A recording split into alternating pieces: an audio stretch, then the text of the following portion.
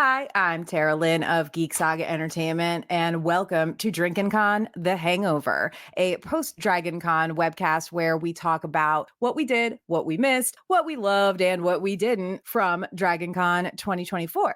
Today, I'm joined by Ashley. Hi. Dean. Hello. And Manny. Remind people where they can find you and also tell us what you're drinking at this Hangover webcast. Well, I'm Ashley. I'm usually known for a podcast of Ice and Fire. Been attending for, I think, 11 years is what my Facebook memories have come up as. This is the great time of year where you keep seeing those pictures come back up.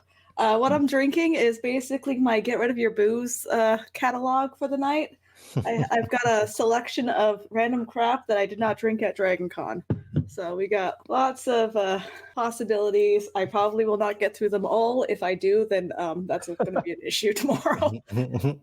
Well, hello, I am Dean. I am Tara's husband, and I don't really have the socials that the others do, but I'm a regular Dragon Con attendee, and I'm drinking Pacifico tonight.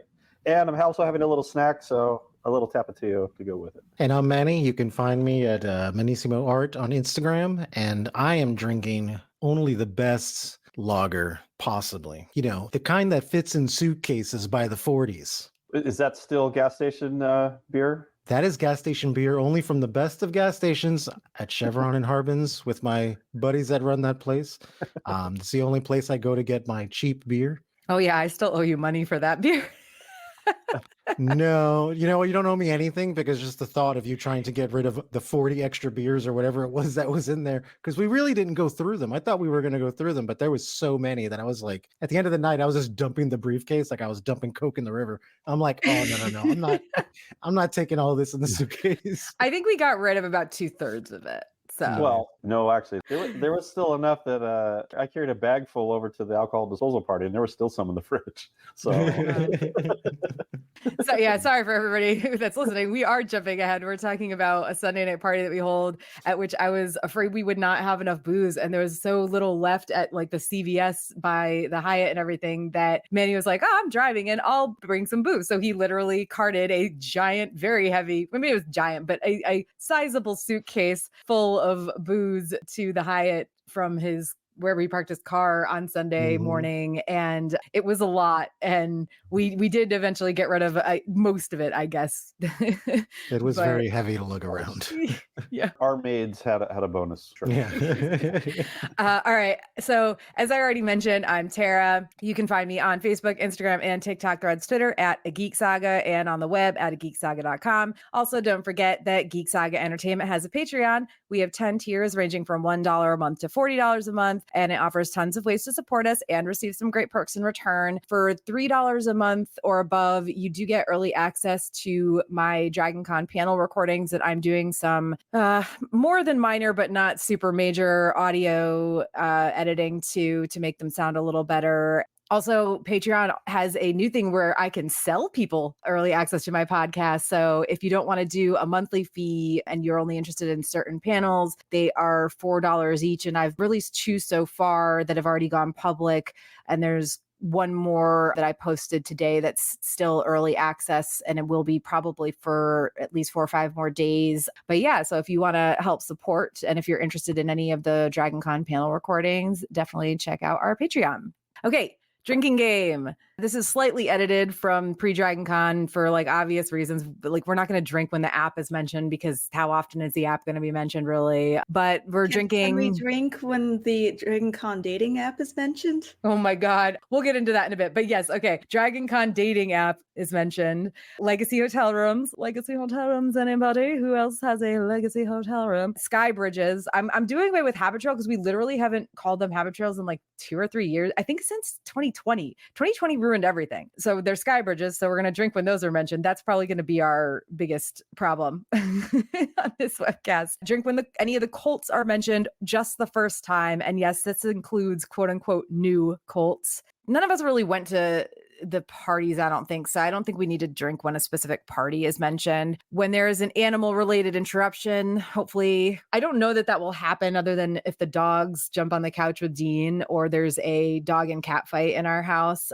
All right. And then drink when I mention Resident Alien. Ashley, what do you want people to drink for you? Canada and Final Fantasy is a killer. That'll get you going. What about you, Dean? Helldivers, of course. Yeah.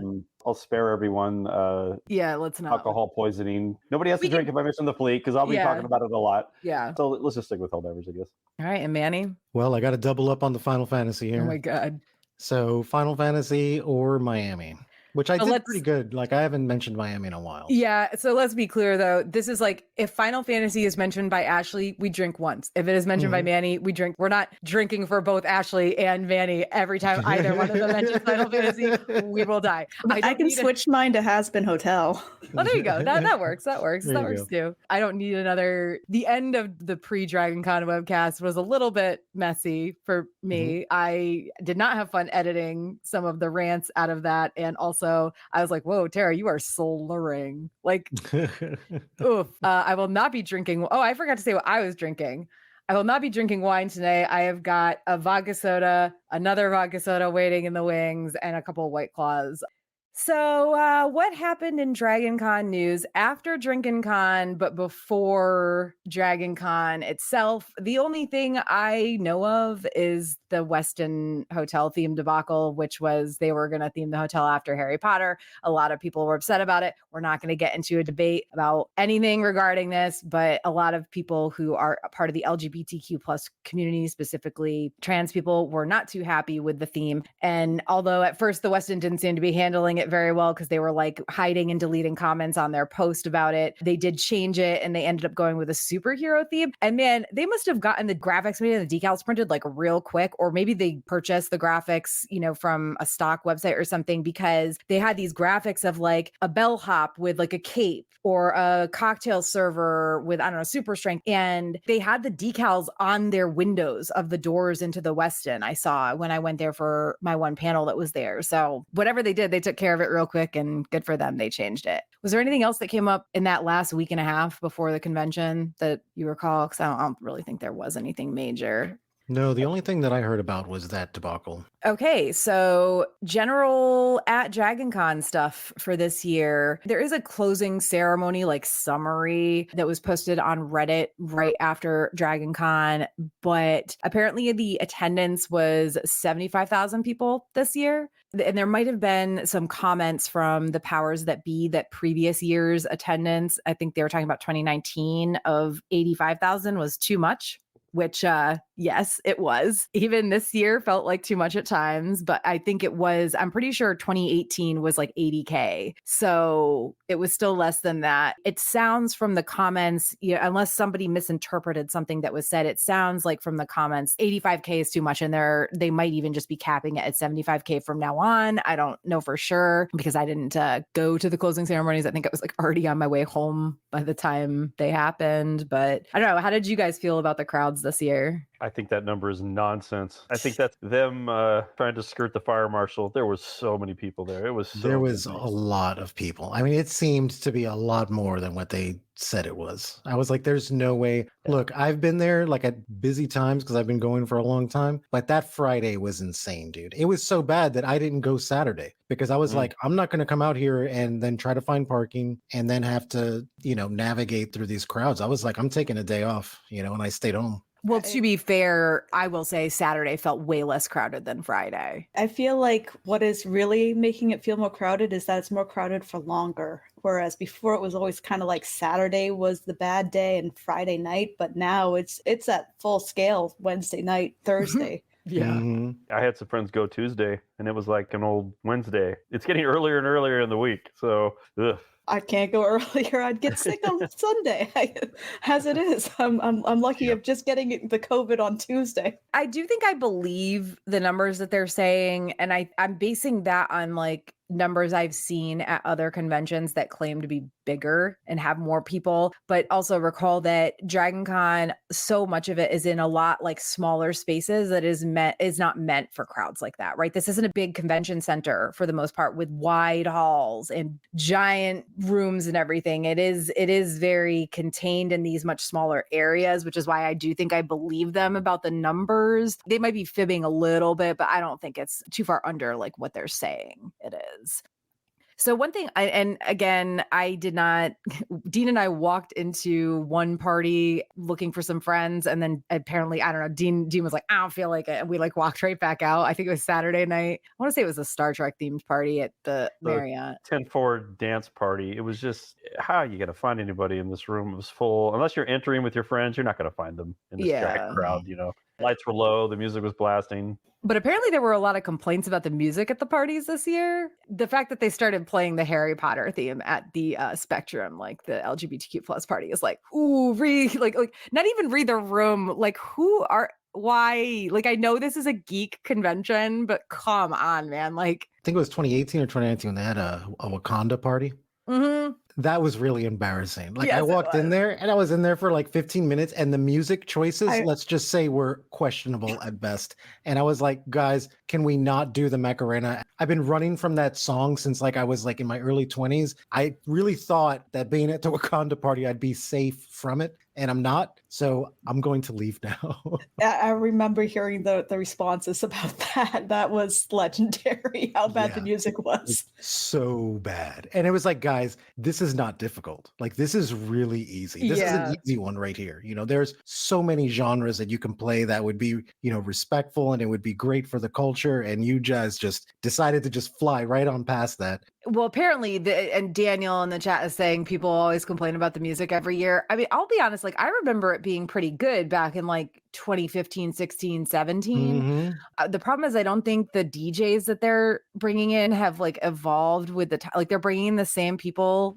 over and over again, probably, which is kind of what Dragon Con does. Let's be real. And yeah, it depends on which party it is. I know with the Final Fantasy crowd, they'll go to the Heroes and Villains Ball with DJ Limit Break, who is a Final Fantasy DJ, and I've not heard any complaints from that. But then again, I'm just listening to the Final Fantasy peeps on that. I think it has changed a lot, honestly, because even the music that they were playing, if it was the same people, the music that they were playing at the time was still stuff. Some of it was from the early 2000s. Some of it was like drum and bass stuff from like the late 90s, which was awesome. They weren't playing that. I don't know what party it was that we wound up at on Sunday night, but I was very excited because I was like, awesome. This is like the late night rave, 4 a.m. And the music, I was like, I can just pull out a sleeping bag and just fall asleep right here. Like, this is cool too. Like there was nothing lively about it. It was really just wasn't great. Yeah, and we had actually like a really good DJ at the North Remembers party in 2018 and 2019. It was a friend of mine, and then we got stuck in a room where the sound system broke both years. 2 years in a row.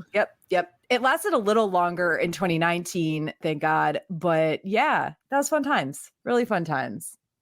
Not. But apparently, just to Daniel's comment about people complaining about the music every year, I have never, this year they like absolutely recognized it, and the powers that be said they're actually the quote was going to work on more diverse music for the party. So hopefully that actually happens. I had wanted to go to the high fantasy one, which was Goblin inspired, but it was the Sunday night, so just couldn't swing it. But I'm really curious to hear any feedback about how that was, because it is something, if they continue that theme, that I'd really like to go to at some point. Well, we had our Sunday night reunion party for the fleet. Drink. No, you said we don't have to drink for the fleet. Ah, damn. All right. I'll do it anyways. I'll drink anyway.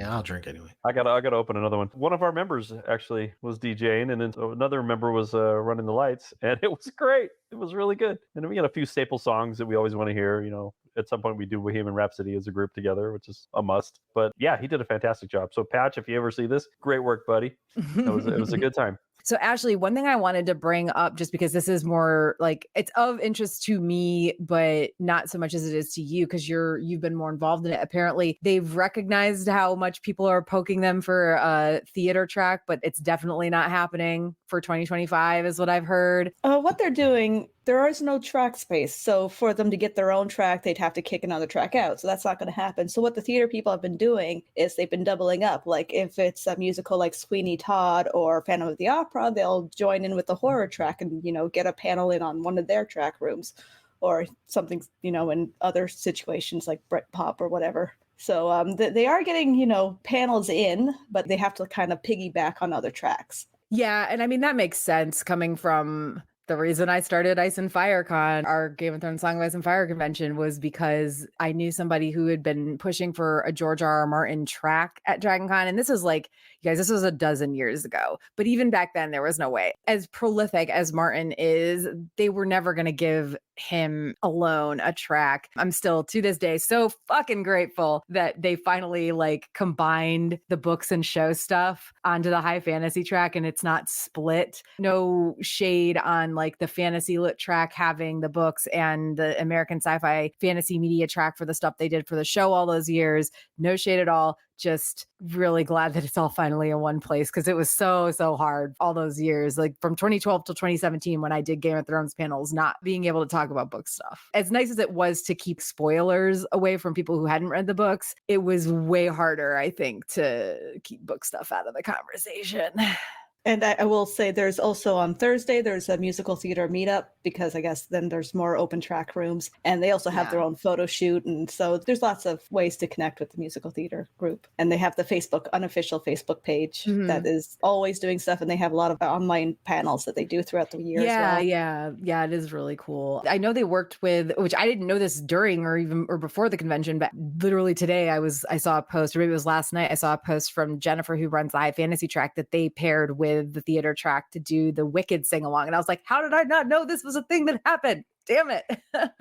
Too many Dragon Con Facebook groups, and I like get annoyed when there's like just posts from all these groups showing up on my feed and I snooze them and snooze them and snooze them and I never remember to unsnooze them. Yeah, and then Facebook is like curating your stream so they don't show you once. It's like, well, of course I haven't clicked on this thing for a year. It's been a year since Dragon Con. I'm not keeping up with it in December. And then you start missing out on all the posts about recruiting people and whatnot. It sucks. One thing I wanted to bring up, we were talking about this a little bit right before we started recording, is I don't remember if it was Wednesday or Thursday. One of my friends who was staying at the Hilton made this post that was like, the Hilton isn't letting anybody press buttons on the elevators. They've got employees controlling the elevators. And I screenshot the post just to like remember it because I wanted to remember to ask my friend when I saw him, like, what the heck is this about? But it didn't matter. I didn't have to ask him because it ended up, people were talking about it in person and in the Dragon Con like Facebook group saying that the Hilton had people operating their elevators. And I'll be honest, when I first heard the details of what they were doing, that they had a person assigned to each elevator or elevator bank that was like controlling, like it stopped at every single floor, et cetera, et cetera. Yeah, I guess maybe they were like one bank would always stop at 1 through 10 or whatever. And the next one would be 11 through 20. I'm throwing these numbers out at random. I don't know exactly what the floors were that each one was assigned, but all I know is I was like, this is going to be a fucking disaster. And apparently it was not. I don't know if you guys heard anything about it, but basically all the people that were kind of complaining about it at the beginning within a couple of days were like, actually, this is working. And then after the convention, somebody posted on the Dragon Con subreddit, shout out to the Hilton elevator operators. They made the elevator situation so much more organized and way less chaotic. And I don't know, like thoughts, guys, on this working? Do you think that other hotels should try to do this? I don't know. I had an event on the 12th floor of the Hilton and I found it great. I mean, I lined up for only a couple minutes at most and it made it so easy. There was no issue. I think a lot of people who didn't realize the escalators are in the Hilton were finally using them more because they didn't want to wait in line. And the lineup was never very long at all. So my experience was pretty good one time. We were going up and the elevator went down, but I think the operator thought the elevator went up and said that we were on the floor we wanted. We got out and then realized we were on the very bottom floor and we're like, oh, shit. I think they just thought it was going up and it went down and we just assumed. Yeah, no, it was good. That is still kind of funny because gotta go up to go down or gotta go down to go up. Yeah, like I said, I went into the Hilton like once, I think all weekend, and I use the escalators. But I mean, honestly, like, I don't know, like, do you guys think this would work at the Marriott? Because they already have the banks that only go to certain floors. But if it worked at the Hilton, I don't know. Maybe the Marriott's too much. There's so many more elevators there. I don't know. Yeah, I was going to say, like, I stayed at the Marriott one year. I think it was like 2013. And we were up on a higher floor and I never had issues. And then I've been up and down like throughout the years. The Hilton was the hotel that I stayed at the most, and that one was always a nightmare. We had a hotel room one time, I think it was in 2018. It was on the 25th floor. I walked up and down those stairs 7 times a day because I was like, I am not waiting in line. I'm going to walk up the stairs. And I did it in full fucking costume. I didn't give a shit. Like, I was dying, but I was like, if you think that they're going to sardine my ass inside this fucking elevator with these people, and there was always drunk people trying to jump up and down inside the elevator, I was ready to throw out the window. And just how long you had to wait for it and all this stuff. I was like, you know what? I'm just going to walk. My legs still work. I will say for people with a wheelchair or some sort of walking device or strollers, it must be amazing to have the lineup because, I mean, Yeah, I've heard thank horror God. stories about, wheelchairs attempting to get in and people just running in front of them like assholes. Yep, it happened all the time. And just from passing by and seeing the elevator guys in action, I was like, wow, this is great. Like, I would totally get a hotel room here again. I definitely didn't want to just because of the elevator situation.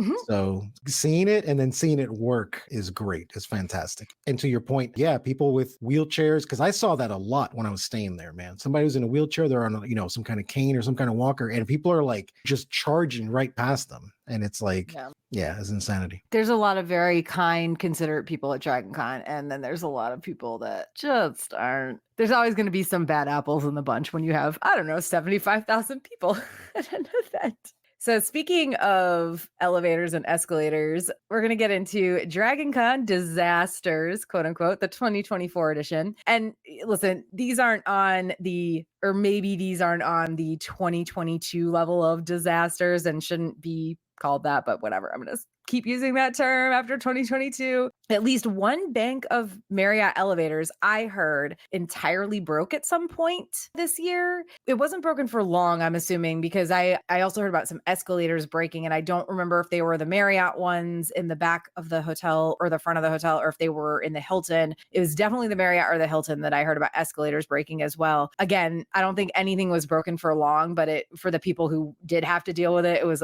of course, very frustrating. Again, I don't think it was broken for long, but also apparently there was a situation where none of the elevators would stop at one of the floors. It was like 21, 22, or 23 is what I was told of the Marriott. So I don't know. Again, never dealt with any of these things, only heard about them in passing. But did you guys hear anything about, I want to say somebody right before we started recording said they didn't hear anything. Here we go. Daniel. Thank you, Daniel. Our resident Marriott stayer, I guess, says 2 of the 4 elevators in their bank broke for like an hour. That's not that bad. The person I talked to made it sound like it was half a day or more. Like, come on, guys. I know it's frustrating, but don't lie about it. I hadn't even heard about it. I admit I was not as glued to the app this year, checking for all of the details, How but there was dare you. not as many disasters. So I was just like, it's kind of boring year at Dragon. I rely on you for these things. I didn't even download the app this year. Well, the app is one thing, but last year and the year before, Ashley was like, anytime Ashley was in the room, had her iPad on Facebook looking at what was going on. Like, Ashley was my news source. She was my J. Jonah Jameson every time I came in the room shouting at me about the new thing that was happening. Well, we're fortunate in that we stay in the Hyatt and our room is on a very low floor, so we don't have to deal with any of these elevator issues. But my only interaction with the Hilton elevators this weekend was Monday night. Everything was over with, but they still had all the signs up, and I stood in the lobby for a minute not knowing what to do because it says explicitly, don't push the button.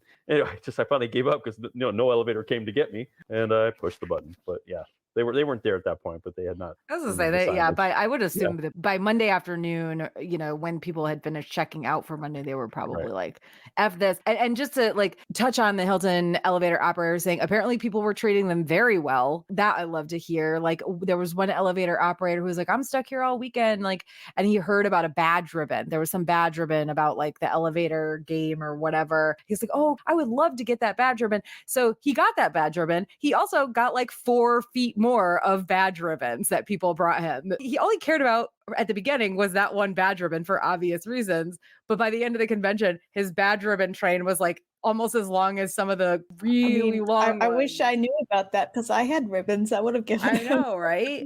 Well, I wonder, I'm sure some of them got tips too. I mean, Yeah. Well, that's what I was going to ask. You think people were tipping them? Okay, I think that's so, good. yeah. I don't think it's being widely talked about because I don't know if they were really supposed to accept them though. So next up in our disaster section, this is not something I noticed, but maybe one of you guys did. I guess there were a lot of people around without badges. I noticed it a lot at You the did? Hilton, and particularly outside. There was a lot of people that did not have it. Matter of fact, Well- going through everywhere, the only place that ever stopped me and said, "Hey, have the badge out," was at the Hyatt coming in from like the front. Those were the only people that did it. Everyone else just kind of sat there. And even the people who sat there when I was going back and forth from like the food court, they were like on their phones sitting there. Like they weren't even looking at anybody doing anything, you know? And there was so many people that nobody. So yeah, I did notice a good I amount of noticed people. them not checking so much. I think going Mhm. into the Hyatt was the only time I really got checked coming from the Westin. But Mhm. even at the Westin, they were not really looking. I think they kind of looked, glanced, but like I don't remember it at all at the Marriott. For me, it was just the Marriott. I got challenged everywhere else, though, constantly, annoyingly so. Yeah, but that's because you had yours in your pocket all the time. Too bad.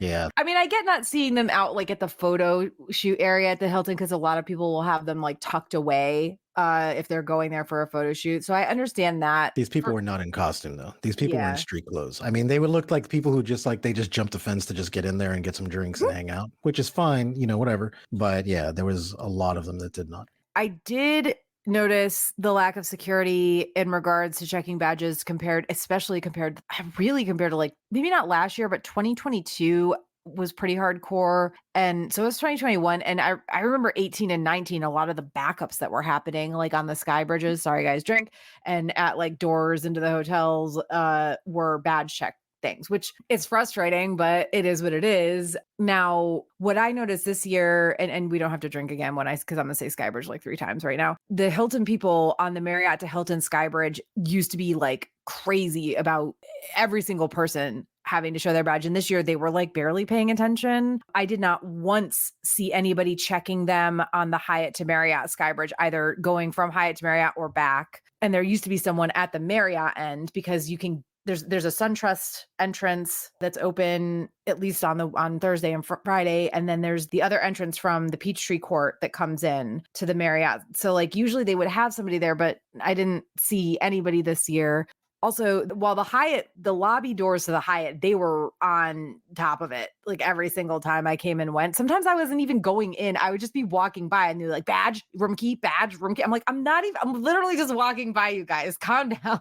But the people at the lobby doors into the Marriott from outside, down by the big fountain, they used to be they would have 2 people there. And this year it was like one time there wasn't anybody there at all. I want to say it was on Friday too. Like it wasn't Thursday, it was Friday. And I was like, literally not a single person, no volunteer, no security. I don't know how long there wasn't anybody there, but it was really weird to me that there was nobody. It was So Friday, yeah. actually. Yeah, because I did go through there a bunch of times and there was nobody down there.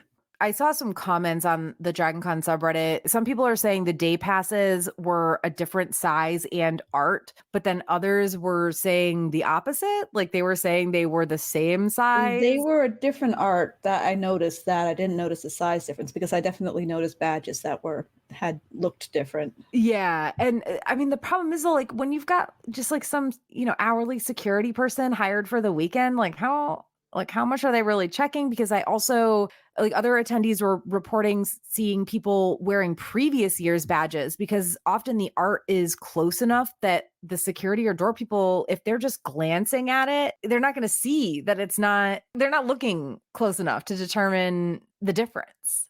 So I don't know.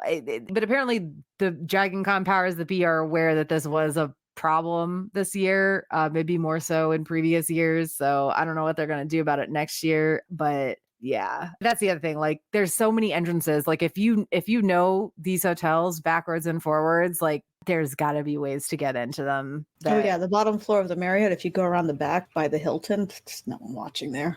I just give it away. It's not the only place though. That's the thing. Like, and I know about that entrance, but I never use it because it smells terrible. Or entering through the food court. No one's set those walkways either.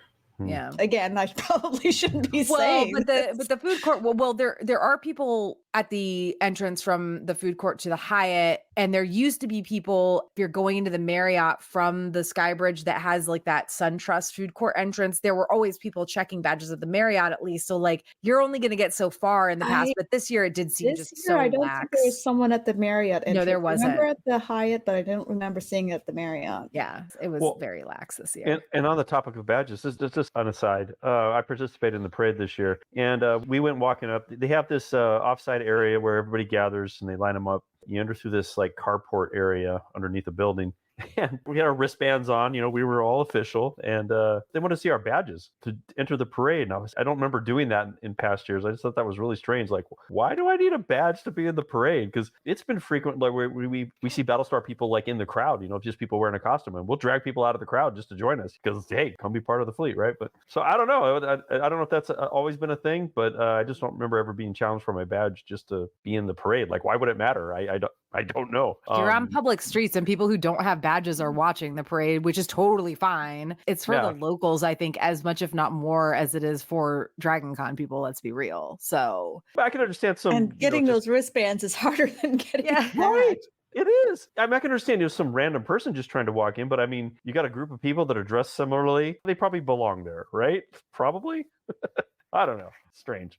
Yeah, I mean, it seems strange that they were real like hardcore about that when they weren't about like people actually going into the hotels. But okay. Moving on. Oddly placed concession stands for the lose.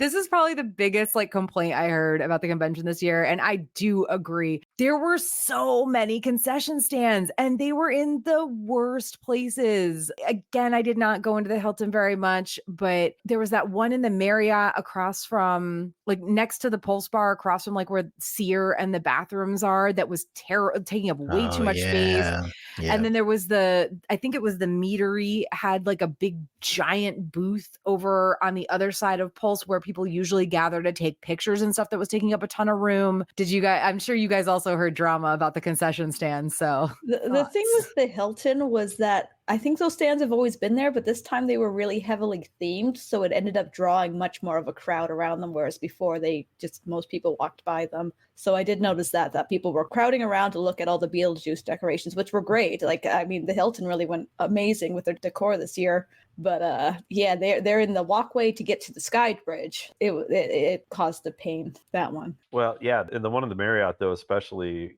it was just a traffic jam the whole time.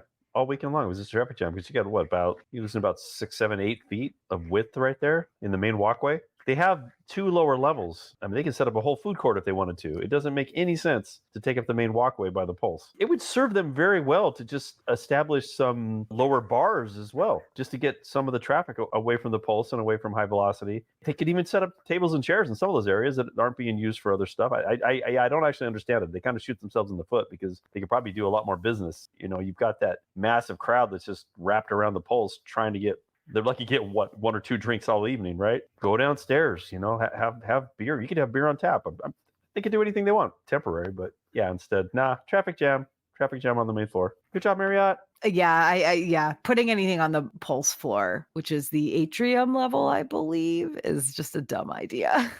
And the stands like on the marquee level have always been there. I felt like there were more this year and there were some kind of awkward like jumbles if you were coming down from the lobby level to the marquee level, but it could have been worse, honestly.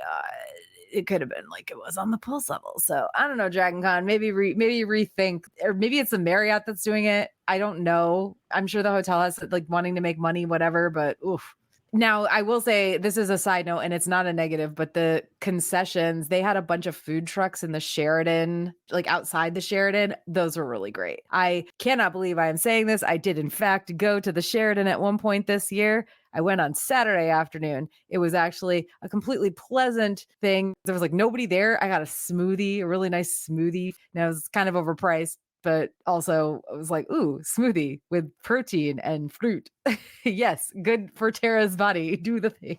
But they had a bunch of other food trucks there. And if they hadn't been at the Sheraton and like so far from everything, it would have been more convenient and I would have probably eaten at some of them more. So I'd like to point out the meat stand looked awesome. So, I mean, if they put it on the lower floor where people could like pose for pictures, it would actually be more of a draw.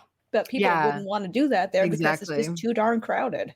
I think it looked great. I thought it was a great idea, just in the wrong spot. Although, what is it? The Netherworld, is it Netherworld? They take up like half of the freaking marquee level. Yeah, well, that's But there's you're so right, much though. room down there. Maybe I've just never been there when there's been a lineup for the Walk of Fame, because they always have like a queue there, but I've never seen it used. It was so I like don't know. there was a weird lineup when we went on Sunday for the Walk of Fame, but it did not take up room. It was just a line. So I don't know. Okay, last kind of not great thing. And again, this isn't something I really experienced, but I've heard tons of complaints about it. Apparently, there were a lot of issues with volunteers this year. I saw a lot of people complaining about one rude volunteer in particular, who's apparently a longtime volunteer. And like when people actually went to complain about this person to like, I don't know, whoever you complain at Dragon Con when you're there, they were like, yeah, we know who you're talking about. And it's like, well, why do you keep letting them volunteer then, guys? Like, I don't get it. But Move them to a non-social front-facing position. yeah, if they need them. what I heard was like lots of things about volunteers yelling at people. There were some things about volunteers like grabbing people's arms to like move them out of the way. Like, oh my God, do not touch me. I will pull a freaking martial arts move on you if I don't know you and you touch me out of the blue. It's like grabbing me. Like, no, that is the huge trigger. There was also a ton of miscommunication about lines, which I feel like there's always been complaints about miscommunication about panel lines at Dragon Con, but I feel like it's been getting like progressively worse. And I'll be honest, there are some weird rules that Dragon Con has. Like it used to just be you can't line up more than an hour before. Now it's you can line up once the previous panel has emptied, which could be as much as an hour and 20 minutes before because there's a half hour between panels. And then there's also some rule, I guess, where if there's not a panel in that same room before, you can line up as early as you want. So if it's like a 10 a.m. panel and there's no panel in that ballroom or whatever beforehand, you could get there at 7 a.m., I guess, and line up. And it's like, y'all have to pick a fucking lane here. This is one thing I will say. Like, I love that Dragon Con clears the rooms, but pick a fucking lane. You cannot have 6 different rules about when people can line up. And also, there were a lot of issues about people not knowing where to line up because they're told by one volunteer it's over here. They're told by another volunteer it's over here. Then there's 2 lines, and one line gets in and the other line doesn't. The lines converge, and people who've been waiting. I don't know. It sounded like a. As a Baldur's Gate fan and someone who wanted to see the voice actors, I did follow a bit of that drama. Apparently, I think it was the Sunday morning one with the D&D. The panel before them got canceled. Therefore, they allowed people to line up whenever because it was a morning panel. So people were lined up for hours. And then people who were following the rules, because nothing told them that, hey, this panel has been canceled, therefore the rules are out the window. They got screwed over, and they're rightfully upset about that. So yeah, they really need to just stick with a policy. Yeah, and I mean, like I said, there have been complaints about their lineup stuff for years, but this year it felt really, maybe it's just the people who are being screwed are more vocal this year, but it was really like, urgh. As someone who's gone to a lot of large conventions, volunteers yelling at people to get into certain lines is not new to me. Like they're going to be loud and rude, and I've just gotten used to that. I know it shouldn't be that way, but they're frustrated. But they need to have set areas, lines, and they all need to know where exactly they're directing people to. That's, I think, the biggest frustration is when you get into the wrong lineup and you're waiting there for hours and you're just screwed. Just make a freaking sign that says start of line and another sign that says end of line, and you don't even need a volunteer to hold it. I've literally been to big conventions where it's just people who are passing the sign to the next person who gets in line. Obviously, you can't, like, it would be very difficult to label the sign what the panel is when there's a billion different panels happening each day. But apparently the Sheridan and the Westin were doing that, and it was working really well this year. So I'm like hoping that as a whole, Dragon Con decides to adopt this, like, just make some fucking signs and also people pick a rule and stick with it. They love to be a part of the process. They're just like, yes, I'm taking part. They will hold that sign for you and pass it along, and they'll be happy to do it. It will excite them. It would excite me. I get to be the person who holds the sign. I'd kind of like to defend the volunteers for a second, though. I've been a volunteer at these things, and we've, remember we went to the Game of Thrones convention here. There was these two girls they were like trying to touch a display, and the volunteer that was overseeing the display very politely told them, "Hey, don't touch the display." And this girl, oh, I got to see the manager, blah, blah, blah, blah, blah, blah. She was ready to try to get this girl fired over literally nothing. And she was the one at fault, absolutely at fault. And I've been a volunteer. I haven't really been a victim of anything like that, but I've seen, I don't know, just people, please respect the volunteers. It's not an easy job. They're there for, I don't know how many hours every day as far as Dragon Con goes. I think that their life kind of sucks. Give them a break. My only thing about this is most of what I was seeing complaints wise are longtime Dragon Con attendees. This is because most of this came from the subreddit, and they are people who very much like respect the volunteers like that. Because the situation that we saw at that weird Game of Thrones convention in LA was like most of these people had probably never been to a convention in their lives. Let's be real. But I think that the people who had issues, it wasn't like they understand like sometimes volunteers have to raise their voices, right? Sometimes it may sound like they're being rude when they really aren't. What the complaints were like volunteers like swearing at people, grabbing people. Somebody with poor eyesight said they had to stop to read a sign, and it wasn't even in a walkway or anything, but apparently they weren't supposed to stop there, and they got yelled at like really rudely. And I think that there's a line to draw about, yes, I get it. It's got to suck volunteering at especially some of these really popular panels and everything. But if you can't like keep your temper enough to at least not grab or swear at people, then maybe you shouldn't be volunteering, is my thought. And I just want to point out, like the Boulder Skate situation, that's not the volunteer line person's fault. That is Dragon Con's policy. They are trying to do what they were told to do. And, I hope no one took out their frustration on that person who was trying to direct that line. But I mean, the confusion happened because Dragon Con has different rules for different situations. Yep. And when something suddenly happens and it's not announced that the lineup situation has changed, like how are people supposed to know? And I've been going to Dragon Con since fucking 2012, and I had no idea there were all these different rules about like, well, if there's not a panel in the room beforehand, you can line up earlier. And if the room clears earlier than an hour before, you can line up earlier. Like maybe these are newer things, but stop it then. Just go back to your hour before rule. Full stop, period, full stop.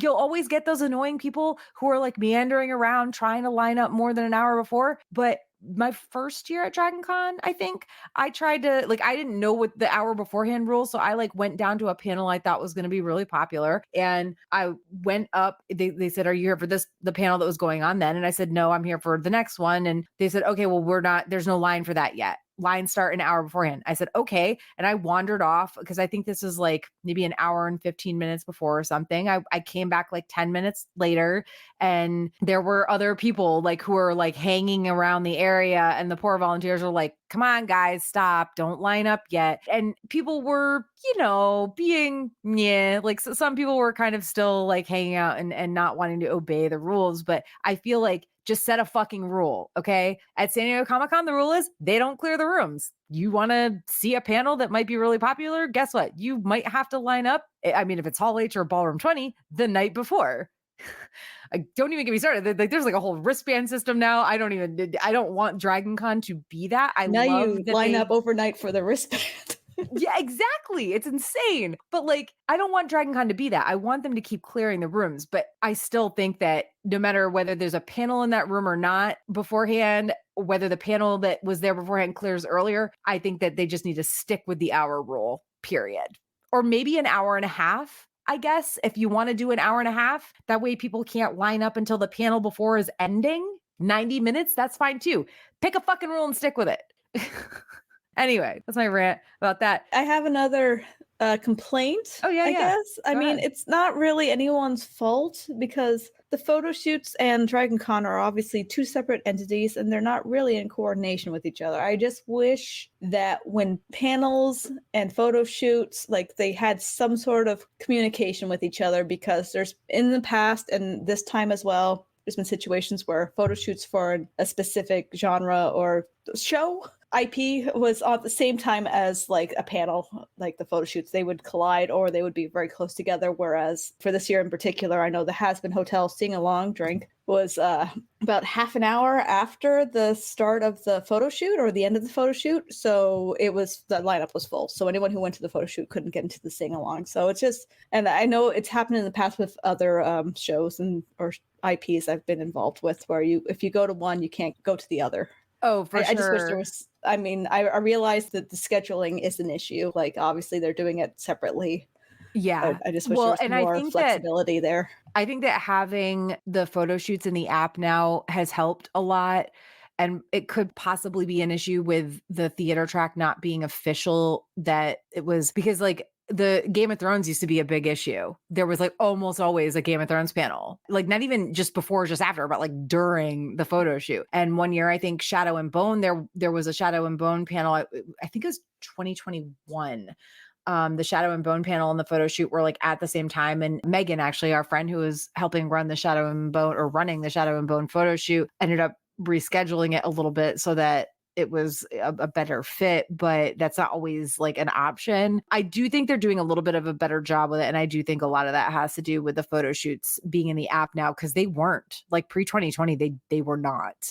And I can't remember if it was 21 or 22 that was the first year they started putting the photo shoots in the app, but they're doing a little bit better with it. But yeah, I mean, I agree. It sucks to be like, I'm a huge fan of this. I'm wearing a costume for this. I want to go to the photo shoot. I also might want to go to this like activity event panel, whatever that's happening for this same thing. But so hopefully that'll get worked out eventually, hopefully, especially again, like I said, now that the photo shoot stuff is going in the app too. So let's move on to the good Dragon Con being Dragon Con stuff. I just want to ask, what the fuck was up with the clearly Canadian presence? I put this on the subreddit and people were like, whatever, this stuff happens. And I was like, okay, I guess they got sponsored. Yeah, well, what did you do, Ashley? What did you do? That we came down in force. We're spreading our influence. So my friend Sarah from Canada came back after, I think she said 11 or 12 years. She's been gone that long from Canada. So yeah, there's a conspiracy here for sure. You know what's fun? I haven't had a clearly Canadian since the 90s either. Like, they went not away. Like a popular drink in Canada at all. I don't know if I've ever had one before. In the 90s, it was, like pretty popular, but I don't see it anymore. I don't know if I ever had it before, but it was free in the con suite. And I had a bunch of them. They were great. You know what? It tastes good too. I was like pleasantly surprised. Like, oh, this is good. Yeah, no, they went away. I looked it up because I hadn't had one. Well, I'm also not a sparkling water or flavored sparkling water person, but I hadn't like even seen a clearly Canadian in a store or anything in decades. And I looked it up and they went belly up in like the early 2000s. They tried to do some like comeback in like 2015, 16, 17, somewhere around there. And I haven't seen anything about them trying to do a comeback now. But like when I posted about it in the Dragon Con subreddit, somebody who volunteers said like for the con suite, they will just get pallets of stuff for free. Normally I would think, okay, so somebody's trying to get rid of their stock, right? And they're writing this off, okay? But it wasn't just in the con suite. There were people on the street corners passing out clearly Canadian. And I got you a hat, Ashley. Like they were passing out free clearly Canadian. I hope you kept it. I hope you didn't throw it away because you need it for our party next year. I've only unpacked my but you do still have I gotta go through keys. Like I'm assuming it's in there. I've lost costume parts. Ashley. I'm hoping are going to show up in his suitcases. Oh my God, I lost something too. Yeah. You gave Ashley a hat and not me? How dare. Well, I only got one, and Ashley is the Canadian. So clearly the Canadian. Also, is that a drink? I feel like we just need to cheers for clearly Canadian. And somebody also said they were passing out like some sort of Beetlejuice themed Fanta at the Hilton, which I didn't hear about. Okay, I was at the Hilton a lot and I did not see that. But I don't know, Manny, like you remember clearly Canadian from the 90s, right? Like we're all old. Yeah, I remember it. I didn't know that they had any there. Like honestly, I didn't see any, but I mean, I would have grabbed some for sure. Well, I think we gave you one when you were in our room at one point. Oh, like, yeah, that's right. You did. Yeah, that's right. But yeah, I mean, there's a whole bucket of them in the con suite. It was never empty. And again, they were passing them out on street corners and they were like giving out promo merch. So I'm like, yes, I am here for clearly Canadian making a comeback and for some reason using Dragon Con as like the vehicle to do that. Okay. Like, yes, use Dragon Con as the vehicle to do these things, please. Okay. New cults. I feel like this is a stop trying to make fetch happen situation. Everyone wants to try to make everything a cult, and you can't make something a cult. It has to happen naturally. I have two things to talk about here. On one of them, I agree with you. On the other one, the first one I'm going to talk about, I believe in this. The cult of the cannon in the hall. Because I saw this cannon sitting outside of the Hyatt. Do you and I remember the was cult of Linty? Did that come back? Did Linty come back? Wait, which one? Which was Linty? The Hyatt Sprites one from the sprites of the last year? carpet. I mean, yes, there was a string of Hyatt carpet themed like shirts and everything. I think that it's definitely never going to be Marriott carpet level. Let's be real, and neither will any of these. But the cult of the cannon in the hall. It's a cannon from from a what's the name of the anime? It's a Napoleonic themed anime. And this cannon was just sitting creepily in random, like, I don't know if the people who owned it were like leaving it places on purpose. It was like sitting on a Marriott floor for a while one day. I remember seeing it outside of the Hyatt and thinking like, what the fuck? Did someone just like dump their giant prop here because they didn't want it because it was Sunday or Monday maybe? But anyway, if you look up the cult of the cannon in the hall group on Facebook, there's a lot of funny pictures. Obviously, again, I don't think this is going to take on like FedEx John did. But also, is anybody else of a mind that like the FedEx John thing needs to just die? Because I enjoy FedEx John. I think he is part of the canon of Dragon Con now, that he has reached not quite Marriott carpet, but he is up there with the great googly eye. John is great. The costumes are great. Everything about it is great, except for the trash pile. People Thank keep you. in That the walkway in the Marriott. Okay, the ants. Why? They could do with Why? the ants. Why? If somebody was creative and put together some sort of, FedEx John, like an actual shrine-ish thing, right? Some thought was put into it, some care. No, it's literally a pile of trash. This has got to stop. It's stupid. John is great. All of the John stuff is great. In his googly eyes and, it must be 18. All of it. Love all of that. Pile of trash has got to stop. My God. Why hasn't somebody erected a trashy in the corner where they put the FedEx John trash? Well, but why hasn't Marriott? Just get ahead of them. There was one year we did like a Dragon Con themed party and I was like, oh, let's get a trashy. Do you know how much those things cost? Because you can't buy just one cardboard trash can. You have to buy like 50 of them and it's like $300. This is probably hyperbole, but like ain't no one paying for that. But yes, please also somebody next year, if there is not and here's the other problem with the trash corner in that sky bridge. A, people gather in it to take photos. B, it's trash. Probably the trash thing is first. C, though, every year there's some dumb other standee that somebody puts there. And this year it was Weasel from Suicide Squad. Yes. Yeah. And I was like, can we just stop trying to make this make fetch happen here? No, don't try to put another piggyback on something else. It's not.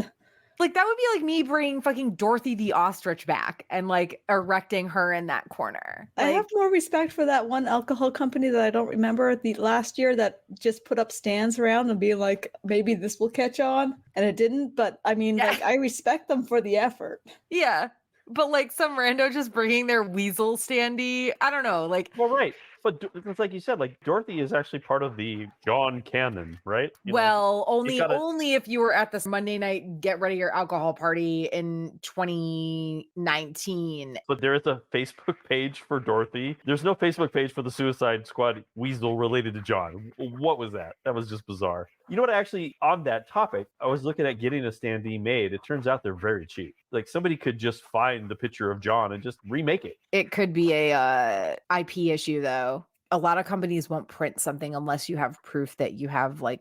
Okay, fair enough. Then I don't know. Get one of the FedEx John. They blur out the FedEx on his shirt. Like, just do something that's on theme. What I mean, I like that Weasel character, but he doesn't belong in this shrine of John. But anyway, back to the Cult of the Cannon in the Hall. If you haven't seen it, if you're on Facebook, you can search Cult of the Cannon in the Hall. It is really hilarious. I am here for it. I agree with Daniel that the Cannon Cult is legit. It has earned its spot in the Dragon Con pantheon. I don't think it's not going to be the Marriott carpet, right? It's not going to be trashy or even FedEx John, but it is it was very fucking hilarious, especially since I saw it sitting outside the Hyatt and I was like, what the fuck? Somebody just dumped their giant prop here? Or like, did they leave it there and think nobody would mess with Yeah, it? I This think is I'm crazy. just mad that I never saw it in the wild. The Facebook group started popping up in my feed because a bunch of my friends joined it and had like shared pictures of it. And I was like, oh shit, this is a thing?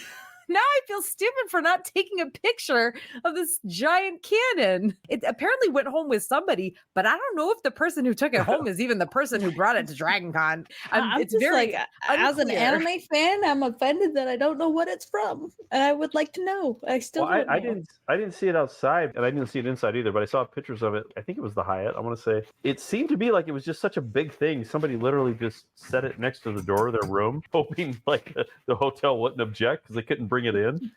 I don't know if that's true or not. It just that's what the images look like. They just set it down next to like where they were staying, hoping nobody would. I don't know what the hotel would even do with it, but you know. So I had to look it up, Ashley, because I couldn't recall where, but it's from Fate Grand Order. Okay, I have watched that. So yeah, it's from the Napoleon character, Napoleon Bonaparte character. Like, I don't. It's been a while. I mean, like, there's so many Fates, and when you try to watch them all, it jumbles. It's Fate is one of those series that is like takes an encyclopedia to try to explain. So I'm just gonna leave it at that. I was like, okay. I attempted to like watch Fate, and yeah, that's exactly what happened. I was just like, I don't even know what I'm doing anymore. I liked some of the characters, and it was cool, and I was like, but I got lost. It's fantastic, but I got completely lost. Watch Fate Zero if you want Fate like a Zero. starter point. That's amazing anime. It's probably one of my top 5. I am gonna try. Yeah, I'm gonna try it But, again. So I'll start at 0 then. All right, anime stands over here. Yep.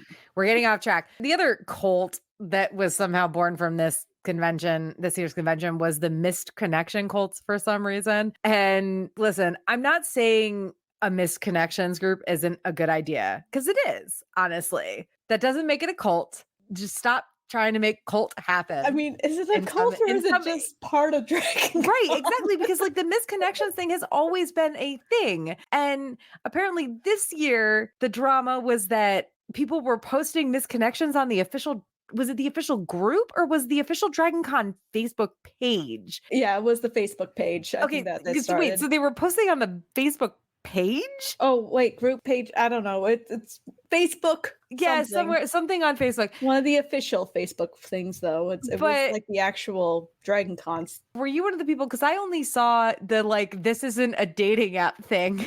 Also, drink. I only saw this isn't a date, like DragonCon isn't a dating app thing, like way after not way after, like a day or two after. Okay, how do I DragonCon. explain this? Someone was upset that like people were posting misconnections on the Facebook group for DragonCon, and there have been a lot of them, but I mean, I don't think they were interrupting other people's postings or they were overtaking the content, but someone was not okay with that, but the mods came back and did not agree. And I mean, people enjoyed the mods' response a lot. And it kind of took off from there where they were made into a joke. So my perspective from being a mod of like a couple pretty big Facebook groups is that in that case, here's the thing. I don't know if they have post approval turned on. And I know post approval in a group that size would be a fucking nightmare. It was an anonymous post and the person was able to see their post history and they made a comment towards that. So I don't know if that fuels it, but make like a master post where like if you had a misconnection, you post a comment on that master post is my thought on how to like keep it a little bit under control so that misconnection posts aren't like taking over the page or the group or whatever the fuck this was. But that said, I'm not anti misconnection things at DragonCon because that's the thing. I don't think it was taking over. That's why it was just one single person was mad about it. It was kind of like, dude. Can we just back up for a second? We're talking about like somebody thought they had a date and then didn't get one. Is that? Oh, okay. No. So people would make posts being like, hey, I saw this person here and we talked for a bit. If you know who this person is, or if you are that person, I'd like to get to know you better, or, you know, I'd like to message you for something. Yeah, And not like a it- hookup or a date. Just you Yeah. ran into somebody and you felt you had a connection with them, but you didn't get their information. Honestly, even fellow panelists, because sometimes like their names are listed in the app. Like I could find them, but like I also feel like weird about doing that because I don't want to Hey, be like a look what I creeper. got. Everybody drink. That's Oh a my pet gosh! interruption. Look at her. Look at that is a Dean interruption, but look at how proud that dog is. That's Ellie. She's a Yeah, I feel weird like I girl. explained it bad, but I'm on my No, third drink. you didn't. You But didn't. You explained it exactly. Basically, a moderator disagreed. Their argument for disagreement was humorous, and people latched onto that and did as Dragon Con does and turned it into a thing. Yeah. And here's the thing, I am 1,000% behind that. And I'm 1,000% behind there being like a Facebook group or whatever for misconnections at Dragon Con, even if it's just Yeah. friend stuff, right? Because again, I've literally been panelists with people who sometimes like before I even knew that they listed panelists in the app, or even now that they do, like I might not know to like find that fellow panelist on like Facebook or somebody who was in the audience at one of my panels. Like Manny and I were in line for coffee on what was it, Sunday? Yeah, it must have been Sunday at the little coffee place in the Hyatt. And the guy in front of me was like, oh, hey, like you do the panels for High Fantasy. And like we had like a 10-15 minute conversation about the Stormlight panel that I've been on the day before. And I would love to like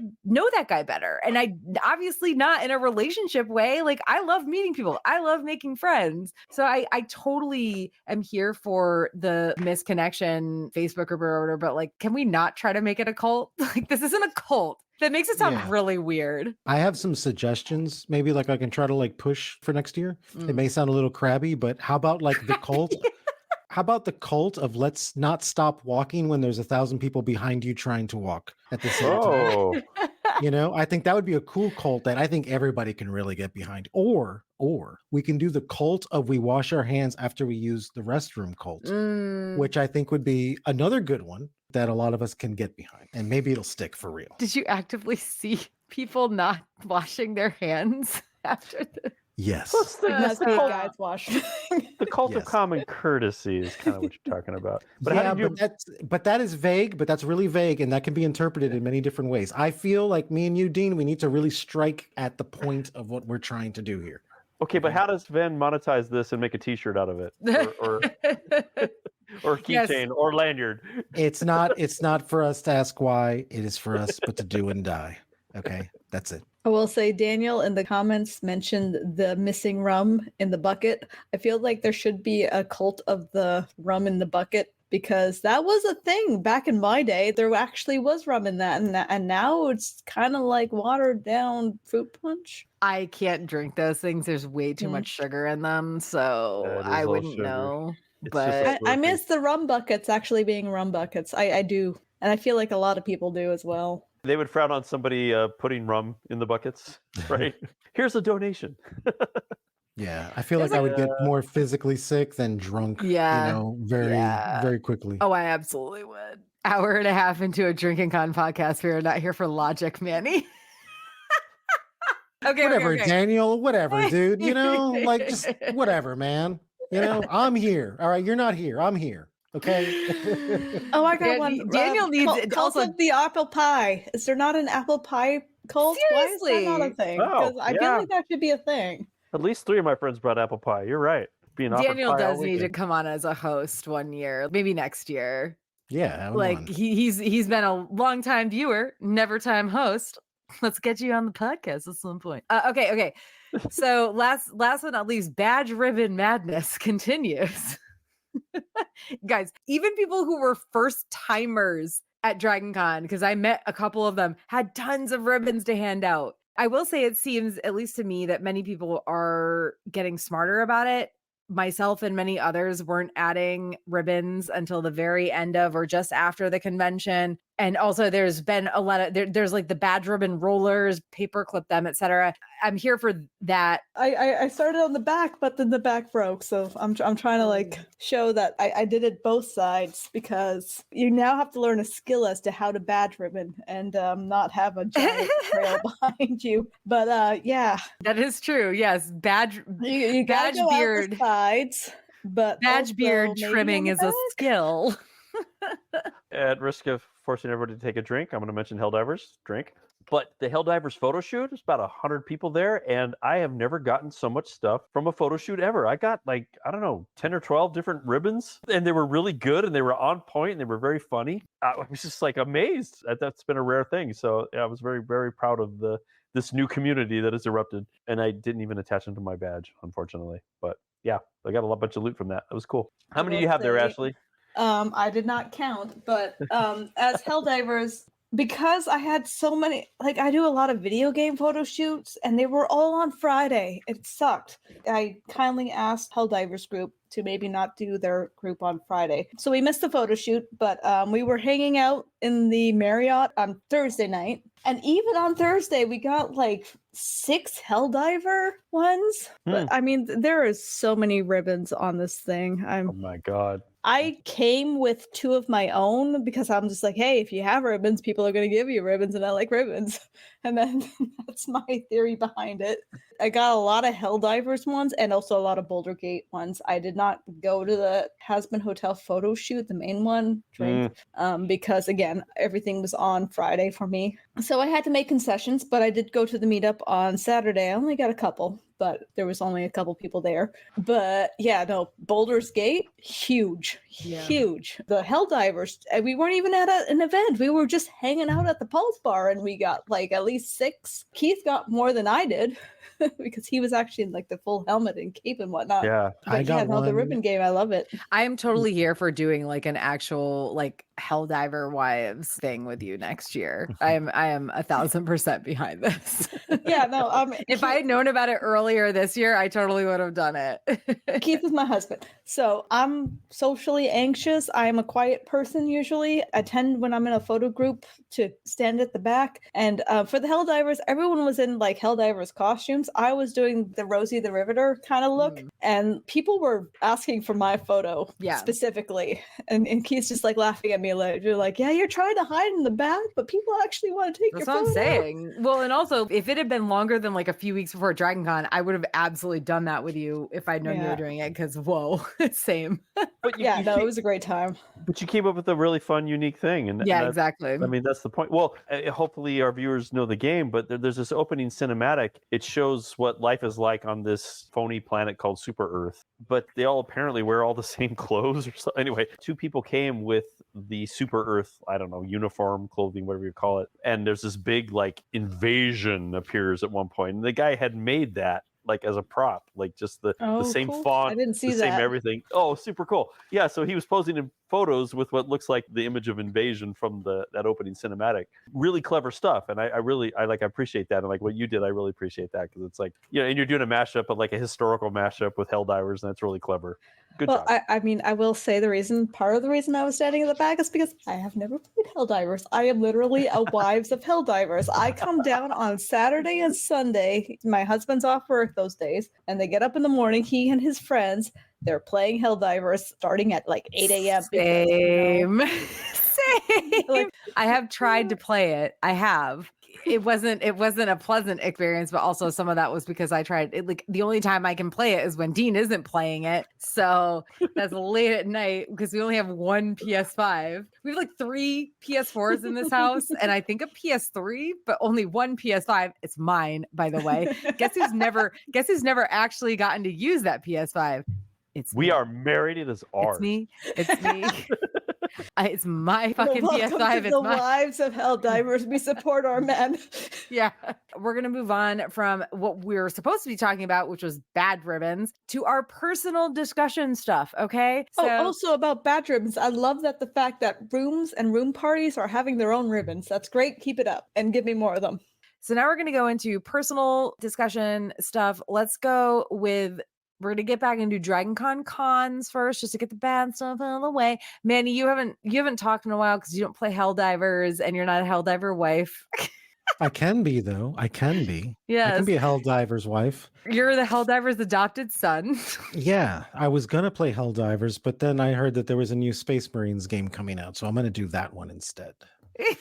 So I can be a space marine, but then still be a helldiver's wife on the side if I can find the right man. What were your Dragon Con cons this year? Personally, like I think the biggest one that was a problem was that I didn't have a costume to like do this year. And so this was the first year that I kind of went as like kind of just like a normie, you know, like the people I used to be like, hey, why are you here? You're not wearing a costume. Come on, dude. This is the time to let loose. I was literally that guy. I was like the con dad, you know. I just had my backpack with me and walked around and, you know, just drink beers and kind of do my own thing. But I was totally drinking like responsibly also throughout the day, you know, like I only had like 2 beers out throughout the entire day. When back in 2019, dude, I was tipsy at 9 a.m. and I was blacked out drunk at 5 a.m. You know, like I mean, this shit, that train just did not stop. And now I'm just like, oh, I'm just, you know, I should have just bought cargo shorts and like some, you know, some New Balance white sneakers to walk around in also. And that could have been my costume, you know, for the entire thing. So that was like the biggest kind of like shitty part about it, you know, because I really kind of went, and it's always cool to go in costume because even if you're feeling uncomfortable, it's like you're hiding behind the character who you're actually portraying. So it actually makes you like, just like on an anxiety level, it makes you feel a lot more comfortable.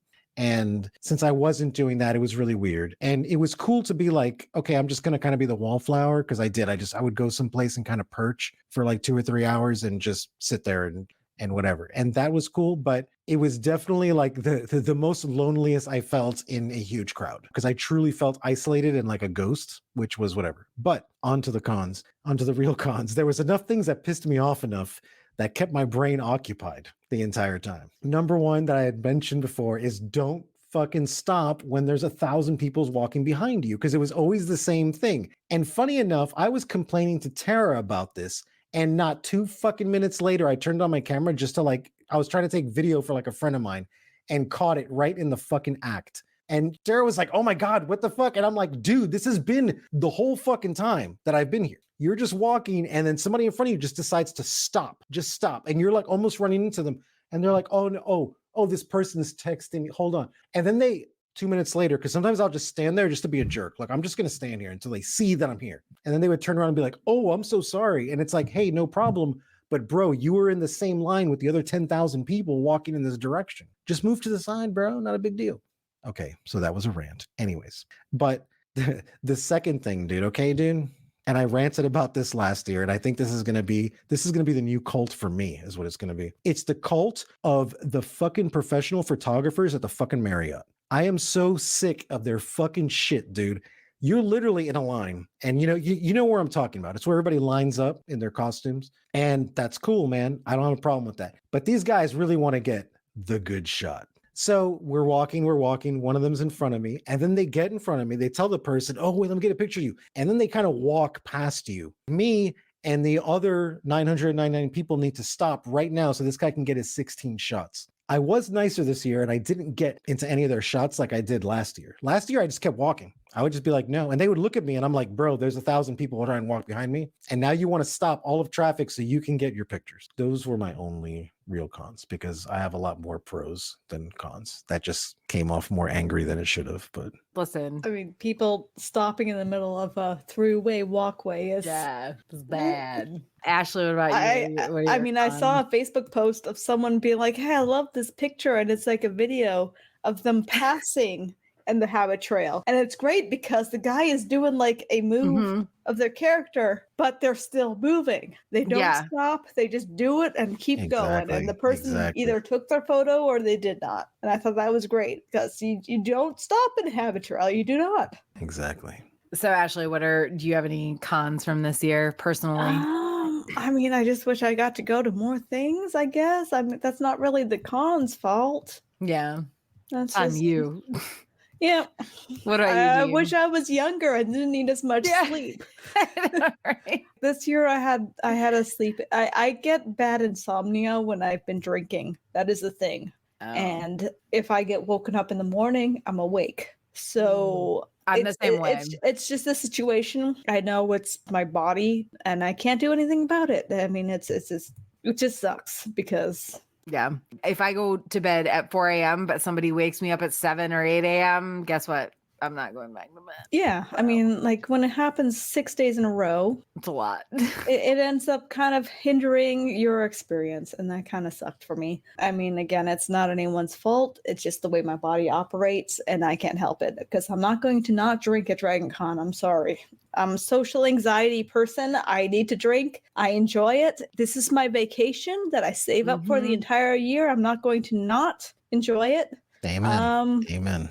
But that sucks when you don't get enough sleep. So, and that is what it is. Dean, what about you? Any cons from this year? I mean, there's the general. There's a lot of people. There's lines, whatever, but that's minor stuff. No, I actually had a very pleasant con. No personal dramas. Come on, Dean, you gotta have something, man. You can't let me come up here and just rant like a maniac, and then you're gonna be like, okay, don't worry. I'm gonna totally rant in fine. a second. Dean doesn't need to rant because he also wasn't at Dragon Con since 2021. So for him, this was like. Also, my other complaint is don't put all the video game stuff on Friday. Just split it up a little bit, please. Thank you. I mean, if there was anything that, let's say, emotionally, this is a heavy one. I'll be honest. We lost a friend in my friend group this last year. Okay. So we honored him a couple times over the weekend in various ways. And so that's a bittersweet thing, right? You know, because you're with your friends and, you know, you get to share the love of your friend group, but at the same time, you also have lost a friend. So that's the only negative thing I would say coming into con and through con. You feel that person's presence because, you know, everybody's talking about it and hugging and reminiscing. And that's all good. But I think that's the only, for me, because this was a great con to coming back from 2 years off and seeing all my friends and all the people. And, you know, and I got to spend some time with you, Manny. That was cool. You know, I had a great our time. adopted son. Yes, it was great. It was so cool hanging out with people that are so much taller than me because that's not like my everyday life anyway. No, but it was great. But yeah, exactly. No, but it was fantastic because I went to the restroom one time when they were at the Hyatt and I was like, oh my God, how am I going to find it? And all I saw was just the two cowboyettes. I'm like, perfect. These are the best people to hang out with. Find them instantly right there. Oh, that's funny. Yeah, Tara and I did Yellowstone costumes. So yes. So we cosplayed, Dean cosplayed Rip, I cosplayed Beth. They're married and they do in fact adopt a son at some point. That's true. I didn't think about that. Manny, you're hired. Well, when you guys do it, you gotta give me the outfit to what he wears. And next time I'll just go as that. You know, oh my God. Like just tell me what it is. I've never watched the show, but but just tell me and I'll put it on. You know, really good show though. If you like, I heard the it's dramas. really good. Yeah, I heard so I'm gonna go back to like Manny's level of ranting. Okay, good. It's not just I me am then. so fucking pissed about the Hyatt upcharges this year. Holy shit! Parking, it's gone through the roof. Ridiculous. Like in 2021, it was like $35, and now it's $60. Okay, $60 a night to park at Hyatt.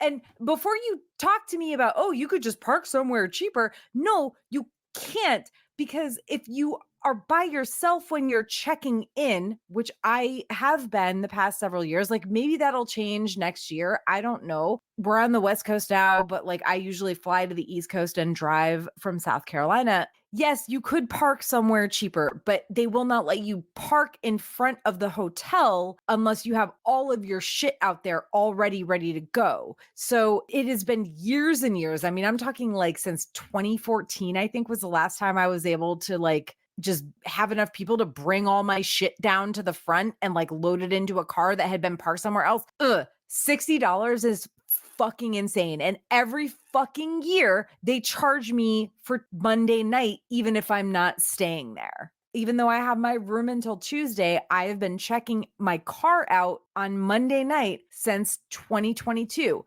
3 fucking years in a row, they charge me for Monday night. So I have to call them and get them to refund me the money, which like, I get it. $60, that's not that much money or something. But for some people it is. For some people that $60 could like make or break a bill. For me, it doesn't, but for some people it does. Now that rant over. Well, also preferred room rates. Yeah, the preferred room rate went from $30 a night to $50 a night between last year and this year. $20 fucking dollars? Are you fucking kidding me? But also, and if you're a legacy carrier, you can't just change that. Yeah. But also, listen, fine, whatever. I'll shovel out that money because I want my same room every year. I want to know that I'm like getting the room, whatever. This year, what the fuck with these early check-in charges? I heard at the Marriott, they were charging people $200 and it apparently wasn't. And now, granted, this might have been a miscommunication, but somebody was under the impression that it wasn't just $200 for a one-time early check-in fee. It was $200 more a night. Okay. Daniel is saying it's the same thing, $200 extra a night. And that's what I was told too. But I thought maybe like it was like maybe a miscommunication, Saturday. but no, it wasn't, because this is now the second person that has told me this. And the Hyatt, when I arrived Wednesday, it was $75 to check in, because I always just go early in the morning because I usually work, because I work from home, and I have worked from home legitimately since way before 2020, since 2016 or 2017, in fact. So like I always just drive in early in the morning before my actual workday starts, and then I work from the room, right? Well, $75 to check in early for a room that's already empty because it's been assigned to me since way before the convention even starts, since way before I even check in. So it's already fucking empty. And then the next day, I go to check into our second room, which is the same fucking deal. This room has been left empty for a person with a legacy room, and I'm being charged $50 to check in early. This did not happen last year. And I was supposed to receive a survey from Hyatt. They sent an email like, you'll be receiving a survey soon. Guess what? I never received that fucking survey. Big surprise. Big surprise. Yeah, exactly. I am so fucking ripped. Like, listen, the parking fees, they're getting insane. And the fact that these are downtown hotels that don't have enough room in front for people to pull up and unload or load up without having stayed there, whatever, it being bitched at constantly. That's one thing. The extra fees for a low floor, when like I am legitimately claustrophobic and I cannot be in those elevators. Like I literally never go to the Marriott elevators because I cannot stand. Like I will have a fucking panic attack. Don't at me. This is a disability in a sense. It's funny that you say that, because I literally threw somebody out of an elevator my second year at Dragon Con ever being there, because I have the same thing where I can't be in the elevator, and this whole like, oh, you got to go up to go down. That's why I took the fucking stairs, because I was like, I'm not going to get stuck up in there and come back down. And this one guy started jumping in the fucking elevator. And the first stop that it came on, and it opened in a very, not really my personality. I grabbed him by the face and shoved him out as the doors were closing. And I let the doors close because I was like, nope. No, I will say, like, I haven't always roomed with Tara, and one of my previous rooms was with someone who had vertigo, and we were in the Marriott, and we were just like, we need a lower floor, and this was almost 10 years ago. But I mean, I had to like jump through a whole bunch of hoops to get that. But I mean, back then we didn't have to pay a premium for it, but now we do. Like it's a different time. Like it's insane that somebody with an actual, because I also have vertigo, and it's insane to me. Like, but also this early check-in fee shit pisses me the fuck off because that room is prepared. It's because empty. You're yes. For a room, like the idea of an early check-in time is that you're paying for a room that's already been prepared. But this room is already empty because you know it, because it's in your name already. It's just gouging. And honestly, a lot of people weren't even doing it, because I ran into you, Tara, earlier in the day, and you had mentioned that. So when I went back to the Marriott on that second floor, I was coming down the escalator or whatnot, and there was literally the entire walls were covered, like 2 rows up of just carts with people's luggage. Like people weren't paying it, and they just left it there. And this was probably like 10, 11 in the morning or something.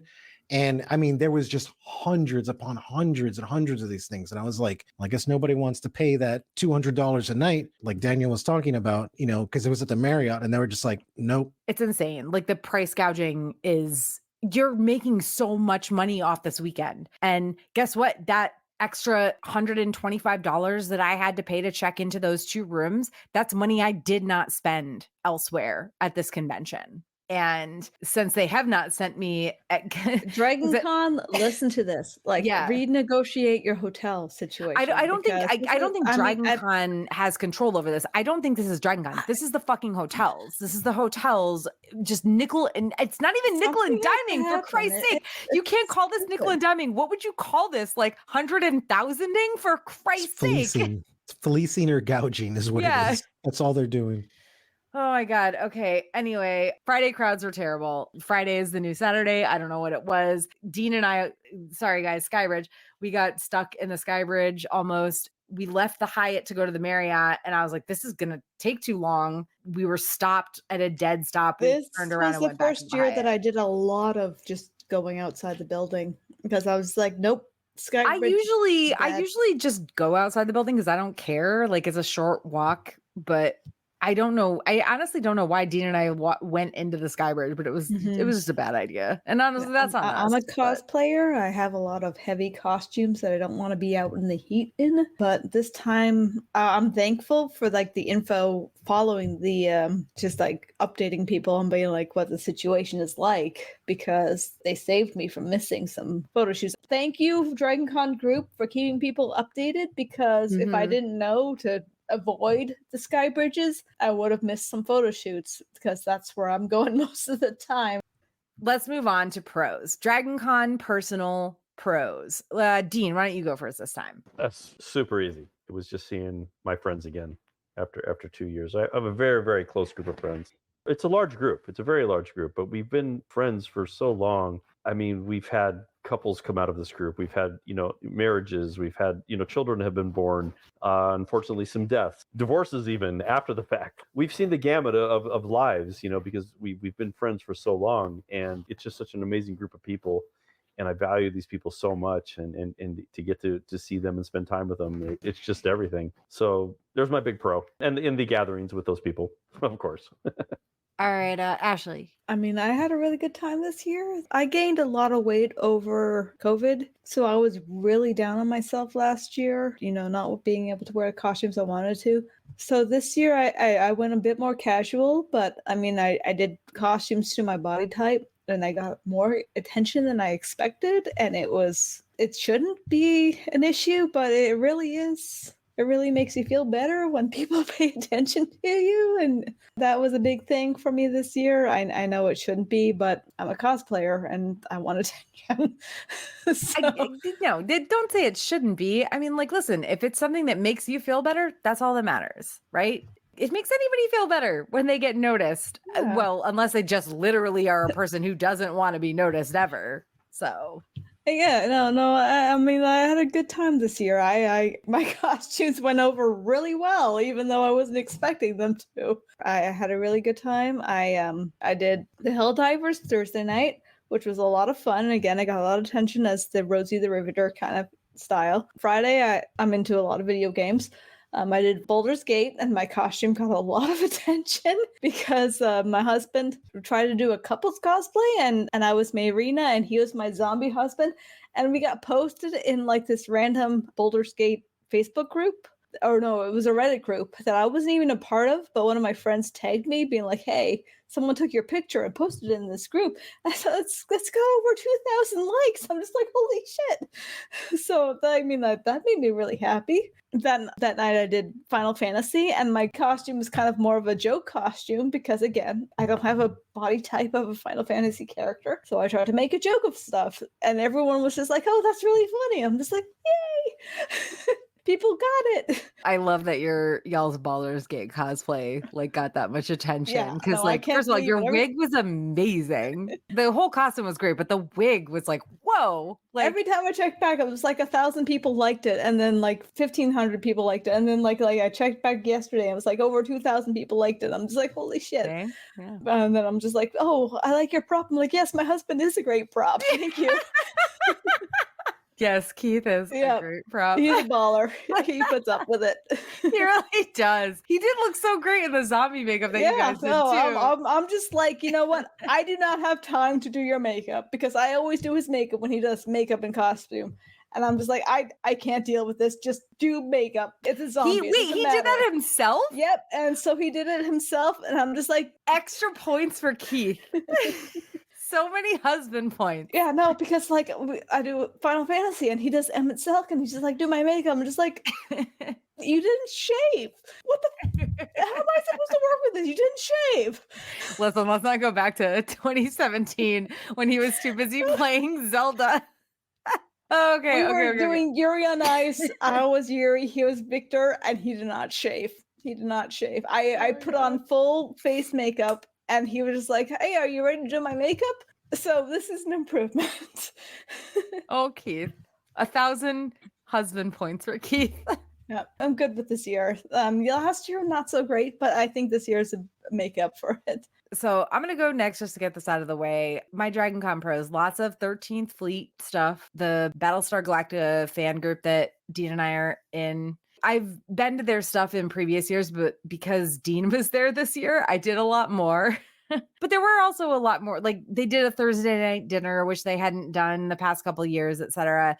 So I got to meet even more awesome 13th Fleet people. They came out to our room and hung out several times. It was really great. Also, all of my panels were great, which same as last year. All my panels were great last year and the year before. But I will say, like, honestly, the Walking Dead one that I did on Friday, the one that before the convention, I was like, my podcast or webcast that I do about this is literally called The Bitching Dead. I offered to be on this, but I also wasn't sure like how it would go. But it was actually really fun and funny, like surprisingly hilarious, honestly. Like Morgan might be the showrunner, but Rick is actually the villain, just saying. And if you're wondering what I'm talking about and you're a Walking Dead fan, you can find the early version of that podcast on my Patreon, patreon.com/geeksaga_entertainment. Anyway, I have hopes for a better schedule for a Red Rising panel next year, fingers crossed, because we didn't have a ton of people there because it was at like 1:00 on Monday, which a lot of people had already left, et cetera, et cetera. But the panel itself went really well. The audience was really great. I have a new like pet theory that came from it. So hopefully people who went to that Red Rising panel will rate it in the app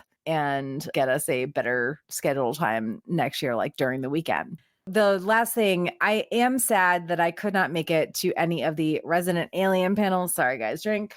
However, I'm waiting for the however in this one. Yes. The panels that they did all like completely conflicted with my panel schedule, but I am so psyched that I got to meet the actors in the Walk of Fame.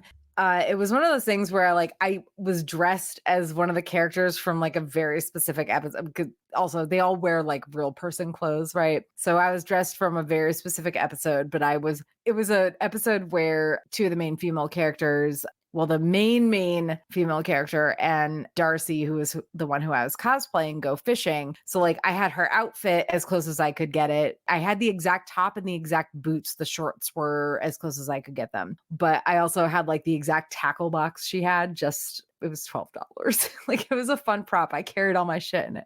I went to the Walk of Fame. I almost like bowed out of it, but Dean was like, no, we're going. And I was like, okay, fine. I always feel weird about meeting people who you're cosplaying in that cosplay.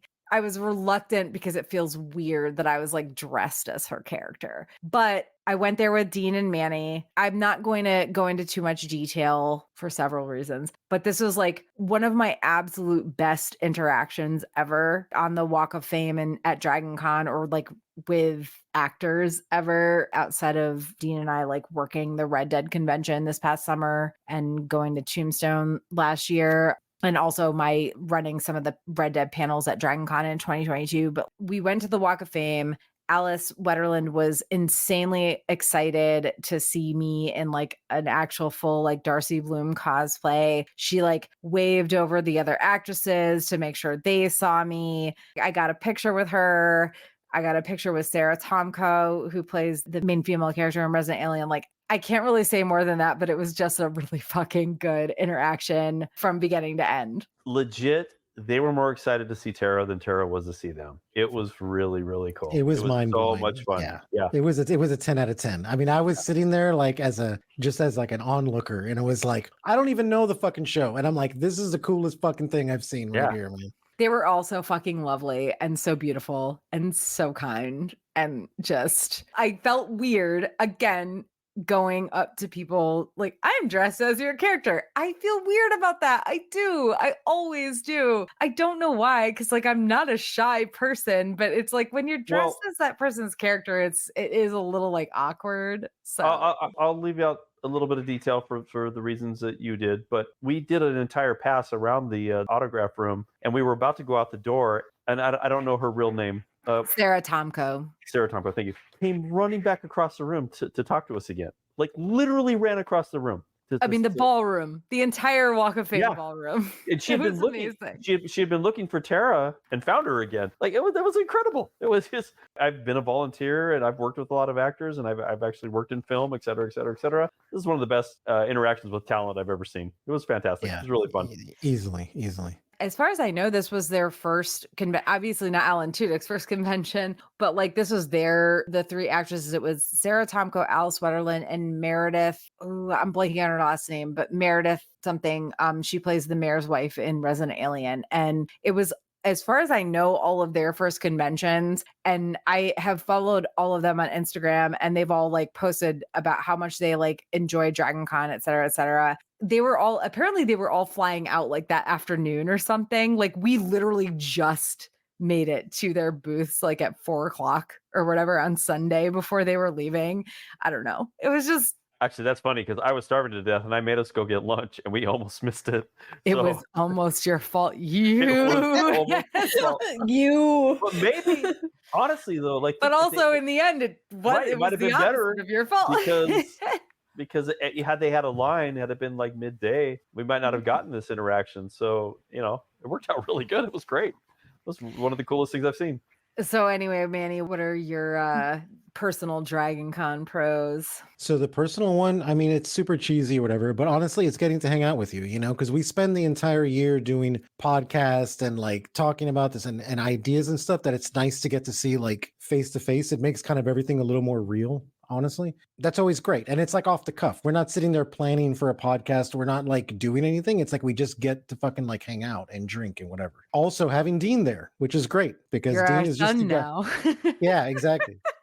I had only met Dean one time. Happy Dean was there. Yeah. It's been a long time. I had only met him once for like a few minutes, Mhm. And I remember because I met him and then he went on a Red Dead Redemption rant.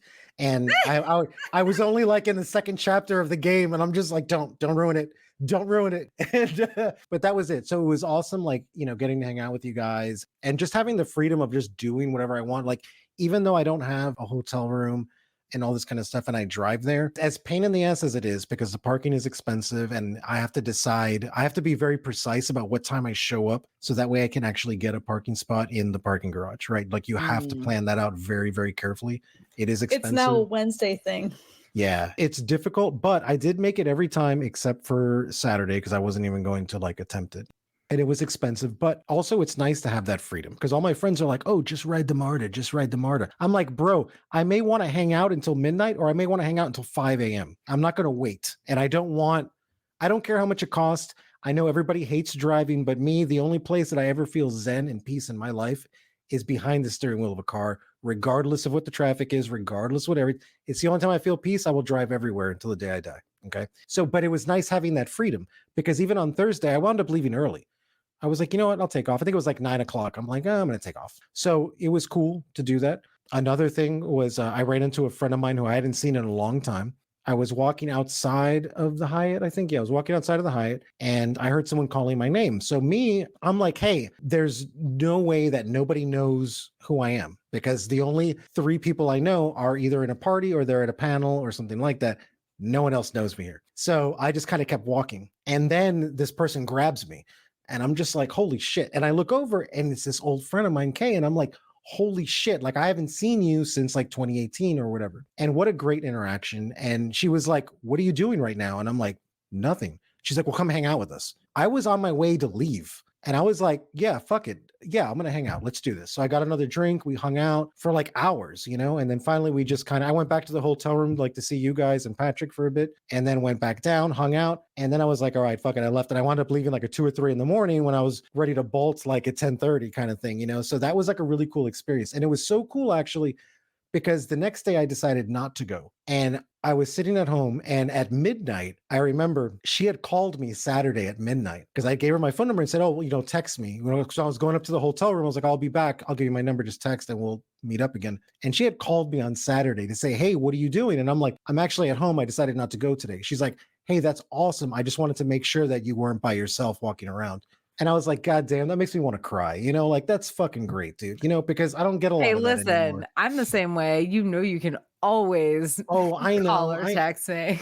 No, I know. But it was just fucking cool, So I was like, that's fucking awesome, And obviously getting to hang out with Patrick because I love hanging out with Patrick. He's so cool. Also, I'm going to mention it. The Cuban food place. Oh my God. Dude, like the Cuban food place. Like that wasn't there last fucking year, or at least I didn't see it. Tara had mentioned it and I was like, they have a Cuban place? I'm like, well, let's see. Because me being from Miami. Finally. I'm very particular about like Cuban food because I'm used to it being made by literally 80-year-old ladies that come from the island. So I'm like, all right, well, let's go check it out. That's the only thing I ate all weekend because I only ate probably like twice a day, but it was always there. Like I was like, I'm not going anywhere else. I'm just going to go there because it was actually the least crowded place out of everything there. I feel like we should just like hush it. Don't say the name. Don't say the name. No, I'm not going to say it. Let's not reveal. Let's not reveal how the good noodle place in the side mall. Great. Here's the thing: the noodle place is not really good. People just go there, I think, to go there. It's noodles and it's cheap. Aviva by Camille, amazing. Always. Yeah. This Cuban place, also amazing. Not to interrupt you, Minnie, but just because I don't want to forget, because you keep mentioning Patrick and we're very sad he can't be here tonight because before Dragon Con, we were like, how are we going to schedule this? And Patrick was like, well, I can only do like last weekend. And then we all got sick, like literally all of us, except for Dean. No, except for Dean. Dean escaped it somehow, but we all got fucking COVID. So Patrick just wanted to make sure that we gave a shout out to, let's go with, first of all, everybody who came to his Disenchantment panel on the anime track. So if you were at Patrick's Disenchantment panel on the anime track, kudos to you. And also, he wanted to shout out to Tara's room party after party adventuring party. Oh man, that was the party right there. That was the party. It was like, sorry. Well, Ashley has walked away for a minute, but like Ashley and all of our roommates in the other room went to bed. So we closed off their room and we kept having the party in our room. And we had BSG people that came after their party ended at their bar like a mile away. Then and then 2:30 happened and it was like, hey, are we going to the rave? It was not even 2. It was like 4. It was like was 3. It was like 3:30 or 4. And we were like, we're all going to the rave. Going to the rave. Like the chillins do. Yep. So yes, Patrick wanted us to shout out to my room party's after party adventuring party that went to the rave. And that was so I'm just fun. mad that I didn't get to stay longer than I did. Yeah. Because I realized like, oh shit, we went outside and I was like, fuck, it's like 5 a.m. I have a panel at 1 p.m. tomorrow. Like I have to be sentient for that. Yeah. It sucked that I got home that night. I left at 5:30, I think.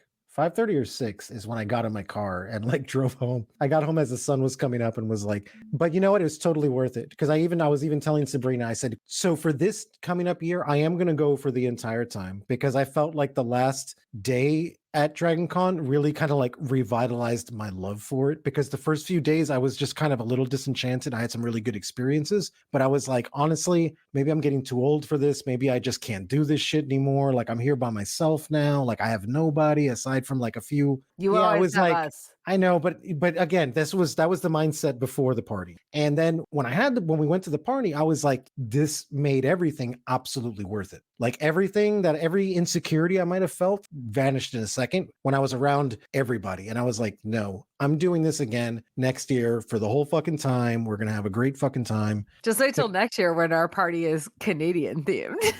So, but yeah, man, I totally forgot where I was going with all of that, but that is my statement on it. So we're going to go into memorable cosplays. You know what? and I have more things, positive things to say, good yes, things. give us your positive things. I mean, I got to Friday, but also Saturday we had the Hasbin Hotel meetup, the unofficial meetup, which was not a part of the photo shoot. And it was basically more for people who could not make the photo shoot, but still people from the photo shoot also showed up. And it was really awesome. It was on the 12th floor of the Hilton. It ended up being like a good, like at least 20 people showed up for it because Hasbin Hotel was really popular this year. I don't know if you've seen the pictures from the photo shoot, but it took up the entire stairs and then it took up the next stairs over and a lot of space. Whereas last year, here's the thing.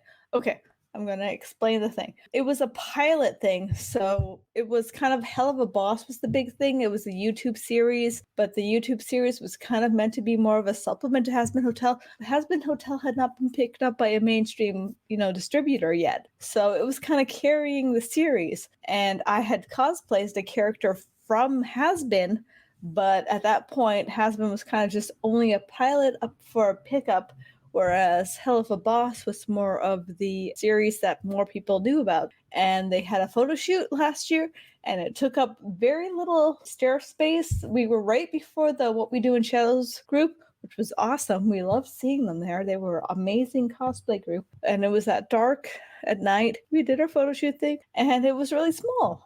This year, holy shit, I looked at the photos, and they were like the entire staircase plus the additional staircases to the side and down.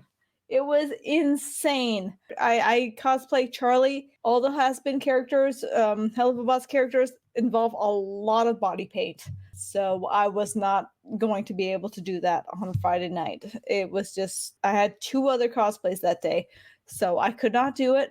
I had asked in the group, hey, if you guys want to do another meetup, I'd be down for it. But holy crap, I did not expect that turnout for Hell of a Boss Hasbin Hotel on Friday night, because that was insane. I mean, props to everyone who went. I wish I was there. I wish I could have shown my support, but wow, it blew up. It was insane. Yeah. I It went was on crazy. Like I saw the pictures and I was like, what the fuck? Like what? So I'm just really happy that people would try to do another meetup. It was maybe 30 of us that showed up for that meetup, and we had like a photographer there taking our photos, and it was great. We had a lot of people, like every character was pretty much represented. Yeah, it was a good time. Memorable cosplays. What memorable cosplays did you see? Was all the ray guns. It was awesome seeing that because it reminded me of like old school Dragon Con. It wasn't about like, okay, I'm dressed as like Deadpool or I'm dressed as like, Iron Man or anything like that. It's just like the randomness that I've always remembered Dragon Con for being, Mhm. right? So to get to see all the ray guns, I was like, okay, that's clever. Like I like that. Look, I love a good cosplay just like anyone else. But when I see a Mhm. clever cosplay, it's more important to me. Like it's more memorable, I guess you can say, One of my friends actually did one and was like breakdancing on it wasn't an actual official piece of the Marriott carpet, but it was like the Marriott carpet. She had like some sort of Marriott carpet thing that she was dancing on. No, the ray guns. The Olympics girl. Yes, it yes. just, I'm like, oh, Raygon, was this a sci-fi thing?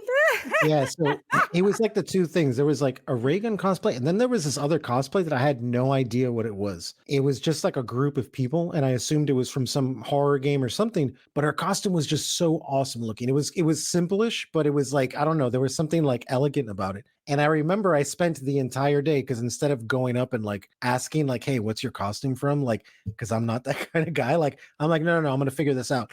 So I like looked it up for probably 4 hours that same day while I was drinking. And then I ran into her the next day and was like, oh shit, no, I got to ask her because I can't do this anymore. Because I asked my friends, I'm like, hey, what's this from? What's this from? And nobody knew. And I'm like, fuck it. If I see her again, I'm just going to ask her. And I saw her and I ran up to her and I was like, holy shit, is this you? She's like, yeah, that's me. I'm like, what is this from? And it was from like a Dead by Daylight or something like that, which I had never played. So I was like, okay, awesome. And those were like the 2 things that I really liked. It's hard for me to say memorable cosplays because I was like running around like crazy all weekend. I didn't get a pic of them because they were in one of my panels as audience members. I think it was a Stormlight panel, but I could be wrong about that. But there were two girls who were dressed as the Legends and Lattes. And I don't know if you guys know what I'm talking about, but Legends and Lattes is a really great, sweet, cozy fantasy novel. Please read it. Read Legends and Lattes and then read Bookshops and Bone Dust. They are amazing. You will not regret it. They are both so fun. And Nami and I have talked about doing Legends and Lattes cosplays, but it involves like a lot of body paint, which I am like about. So like I want to do it, but it's like one of those big, like this is the only thing I'm doing that day. So yeah, Legends and Lattes. I saw them at one of my panels and I did not get a picture of them, which I'm very sad about. But Dean, what were your memorable cosplays? Let me get this ready because we know what he's going to say. I'm going to get it ready. It was a very large group at the photo shoot. Of Yeah. what photo shoot? Of what exactly? Yeah, actually, Was it for sure. perhaps a video game which Yes. is popular this year that has yellow and not black? even a joke, just because Maddie wants to drink real bad. Yeah, the whole episode was actually There it is. There it pretty is. impressive.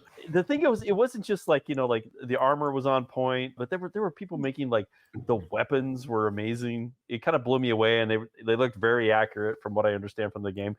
But actually, one of the coolest things that I saw, I didn't get to see in person. A friend of mine, she calls herself Molotov Bailey. She did, and I've never even seen this movie, but there was the when was it? I guess the 80s, Return to Oz. Yes, that There is a was- movie. Okay, yeah. Does it involve wheelers? Because they traumatized me as a child. That's what she was. She did that, and I haven't seen video of it. I don't know how she got around or anything, but she was a full blown wheeler. That's fucking cool. Yeah, wheels on This her is- hands, wheels on her feet. Let me be very clear. This is the person who did the quicksand never-ending Yes, story. she did the never-ending story. ago. I Yeah. remember that. Okay, so it she's was down to the- traumatize everybody. Yeah, That is yeah. legendary. Correct. She's a meme unto herself, and so she did this wheeled creature thing from Return to Oz. Which, again, I haven't seen the movie, but like just to see it, to be out and about in some insane costume like that, very impressive. All right, Ashley, what about you? Memorable cosplays that you saw? I have to go with the Space Marine. Always when the costumes I'm most impressed by is the Warhammer 40K people, because when they're out in those costumes and like I'm just like, how are you doing that? At the Final Fantasy shoot, there was a girl who was a chocobo, and she was in an actual body chocobo. Yeah, That's I saw her Like too. with the That's so stilts cool. and stuff. Wow. And it was amazing. I felt so bad for her because she could only go to the photo shoot for like 5 minutes and she had to leave because it was just too hot out there for it. She even had fans installed in her costume, but it was just too much for her. So I feel bad about that, but it was amazing. She won, I think, Best in Show in the Dragon Con costume contest, the hall contest. But it was like incredible. And funny story. I'm sorry, I'm a little intoxicated at this point, so I apologize for my rambling. It's fine, same. When we got into the lineup to pick up our badges, we were wearing our FanFest purses. So if you're into Final Fantasy 14, you put your name into a draw to go into the FanFest, which is their big convention, and it's very rare to get a ticket. And my husband actually got a ticket and +1, so we went. So we got this really rare thing where we actually went. And she's like, "Oh shit, you went to FanFest!" And this person behind us in line, and we're like, "Yes," and we're connecting because that's what you do at Dragon Con. You connect with people. And it turned out to be the Chocobo girl that we're like, holy shit, she just won the contest. I'm just going to go into real quick DragonCon 2025 planning. Yes, really. And this is just me repeating news. Tickets are currently on sale for $100. Prices go up on September 17th. That's this Tuesday. So I think probably 120. I honestly don't know. I didn't look, but they do go up this Tuesday. So if you want the cheapest Dragon Con pass for $100, get it before Tuesday. Marriott Hunger Games has not been announced. They are usually like the first or second Wednesday in October. I think it's usually the first. So just keep an eye out for that because they haven't officially announced it, but I would guess it is going to be the first Wednesday in October. I did see that the Westin goes on sale October 29th at 10 a.m., I believe. Please do not quote me on that. It could be earlier. The date is correct, October 29th. The time, 10 a.m., it could be earlier. So definitely search that out. For Hyatt and Hilton, good luck. They might release some rooms throughout the year. If you do not have a host hotel room and you want one, you can join the Dragon Con rooms group, and they will usually post when legacy rooms or rooms at all become available. It's kind of a toss up about whether they'll be legacy or not. I do know that the Aloft Hotel, which is right there on Peachtree between the Hyatt and the Westin, did have rooms open right after Dragon Con, so they might still be booking. As for other like non-host hotels, kind of up to you, got to search them out. In closing, every year I like to ask, rank this Dragon Con against your previous Dragon Cons. Let's go Dean first. What would you rank this Dragon Con against your previous Dragon Cons? Well, complete lack of drama. Very, very good. That's a very good thing. Pretty high. I don't know if I can put a number to it, but pretty high for sure. The amazing return and just the warm embrace of, everyone. It's incredible. It's absolutely incredible. And it's such wonderful to come back and know that you're loved and missed, so pretty high for sure. Assuming I go back again next year, it's going to be hard to beat this year for sure. I would put this year was definitely better than some years, but not as great. I'll be honest, I think last year and the year before were way better, but also I have some like high standards. But yeah, definitely like top 5, I don't know, but also I've been going to Dragon Con for like 12 years. So, and also like it would have to be really fucking bad for it to beat my worst years. So still very good. Still very good. Manny, what about you? This is a tough one because it's going to be either the worst or the best. And I'll tell you why. Because I have to understand that like Dragon Con for me has kind of evolved, right? Because back in the day when I had a hotel room and I was a little younger, so I was able to drink all day, and like it's a much different convention for me back then as opposed to now. So when it comes to that sense, obviously the past 2 years are not going to compare to anything that I had done before. And so much so that on Friday, when I was there this time during the daytime, I had convinced myself that this was the last Dragon Con I was going to, and I was never going to come back again. Because I was like, you know what? The ship has sailed for me. Like, you can never go home again. The time is done. But I will say this, between the past 2 years of Dragon Cons, in particular this one to the old ones was fun. When you have a bunch of acquaintances, it almost seems like, hey, it's great. But when you like really connect with people that are really closer to you, like it has a lot more weight to it. So even though there was a lot of like dead space throughout this, any of the interactions or connections I had that were so deep that I was like, I can never give this up. Like, I'm going to come back again, and I'm going to come back with that mindset, except I'm going to bring some costumes next year, and then I'll actually dress up to kind of like bring it back.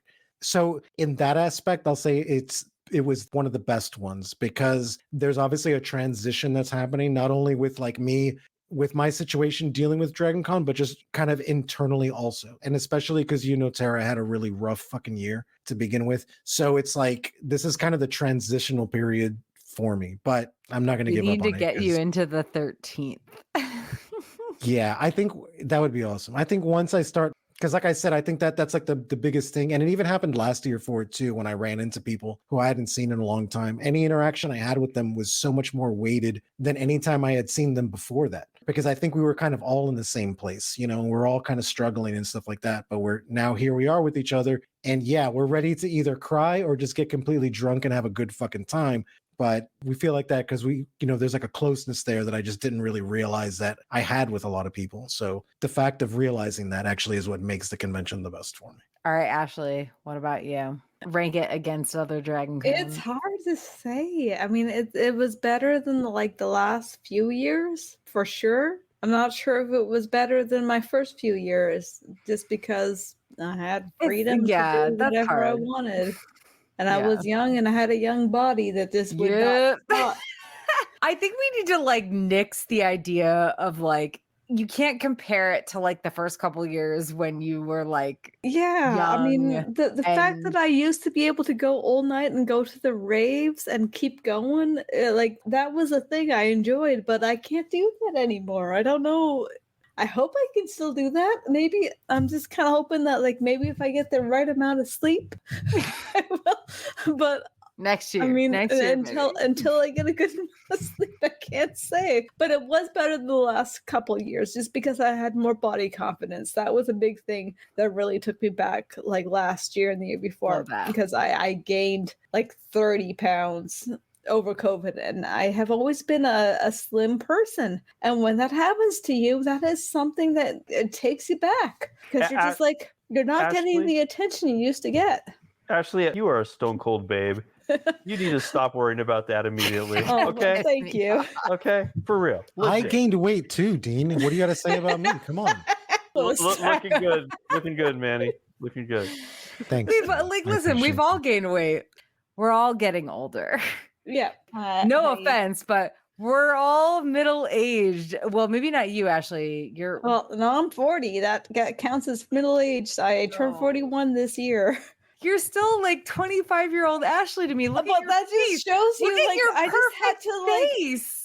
shift my cosplay ideals. Be like, hey, maybe cosplay really cool ideas instead of just trying to be the sexy young girl, because you know you're not going to be a 20-year-old sexy young girl anymore. You're still So if I'm a Rosie the Riveter in Helldivers, holy shit! So many people were just wanted my picture and not everyone else that was around me, and I should just embrace that, because apparently I did not. I assumed that I would be ignored, but I was one of the more popular people in the group because I was the Rosie the Riveter, whereas everyone else was just a Helldivers random person.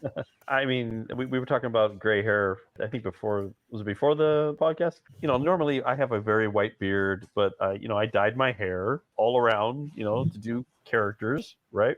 Yeah, sure, we're getting older, but I think you absolutely can still do any character you want, and you should. I was but you're going not to do wrong, too. Overlord. I just didn't have time to fix the costume. But you're not wrong in the sense of, like, I've had the same thoughts about, I'm of an age where I could, if I dye my hair, maybe I look a little younger, but I could also easily do some older characters. I don't know, Cable from Deadpool, or I don't know, like older men characters. But I want to, and I'm going to embrace that. Like, I'm fine with that. It'll be interesting to see what other sorts of things I can do with Manny.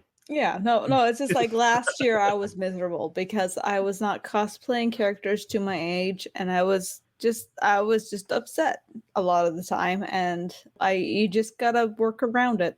I'm not 20 years old anymore. I can't cosplay shonen anime character. Okay, upcoming events. Does anybody have any other events they're going to that they know of? I don't. Or the one in you're going to for video MagFest? games. I'm thinking about it. I don't know for sure, but it's video game oriented, and I've just gotten really into gaming recently, and all my friends are into video games, so I'm just like, hey, it sounds like a really good time. Because Colossal Con was a great con. I loved going to it, but it's impossible to get a hotel room anywhere close to the venue. And like, it is awesome for people who have money because those drinks cost a fucking fortune. Yeah, Colossal Con. I have thoughts on Colossal Con. But yeah, like an Anime North, because I'm Canadian and that was my thing. So I'm going to drink to that because I freaking loved Anime North. I thought it was a great convention. I have participated in many years. I've been part of the volunteer part of it. And like, I can't say enough wonderful things about it because it was my thing, and it is like huge. 100,000 people plus. They'll say lower numbers, I'm sure, but I feel like it feels larger than Dragon Con to me. And I've been a part of the panels for so many years, and I'm no longer a part of it, and it sucks.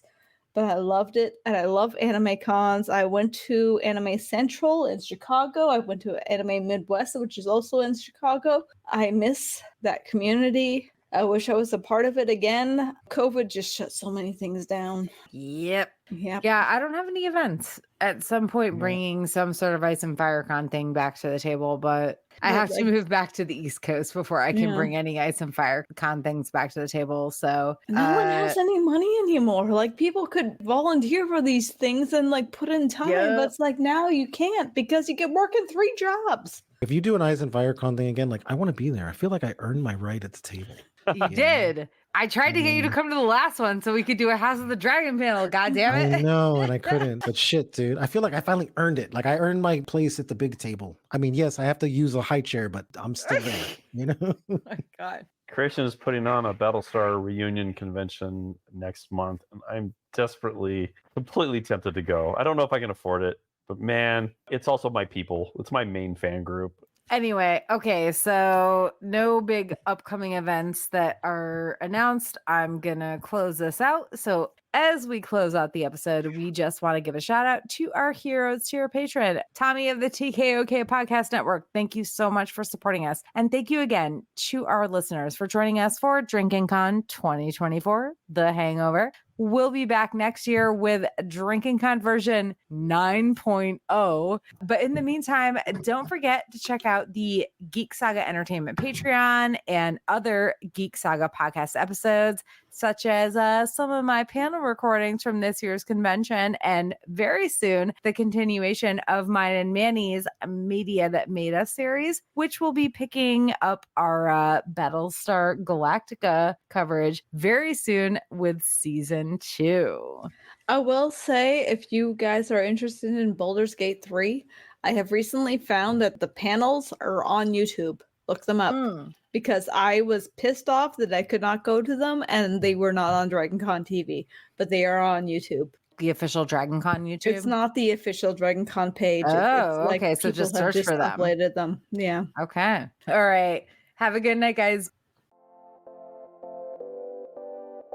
Thank you for listening to the Geek Saga podcast. If you like what you heard, please check out other Geek Saga entertainment endeavors, including the Sagas and Sass webcast and podcast and Ice and Fire Con.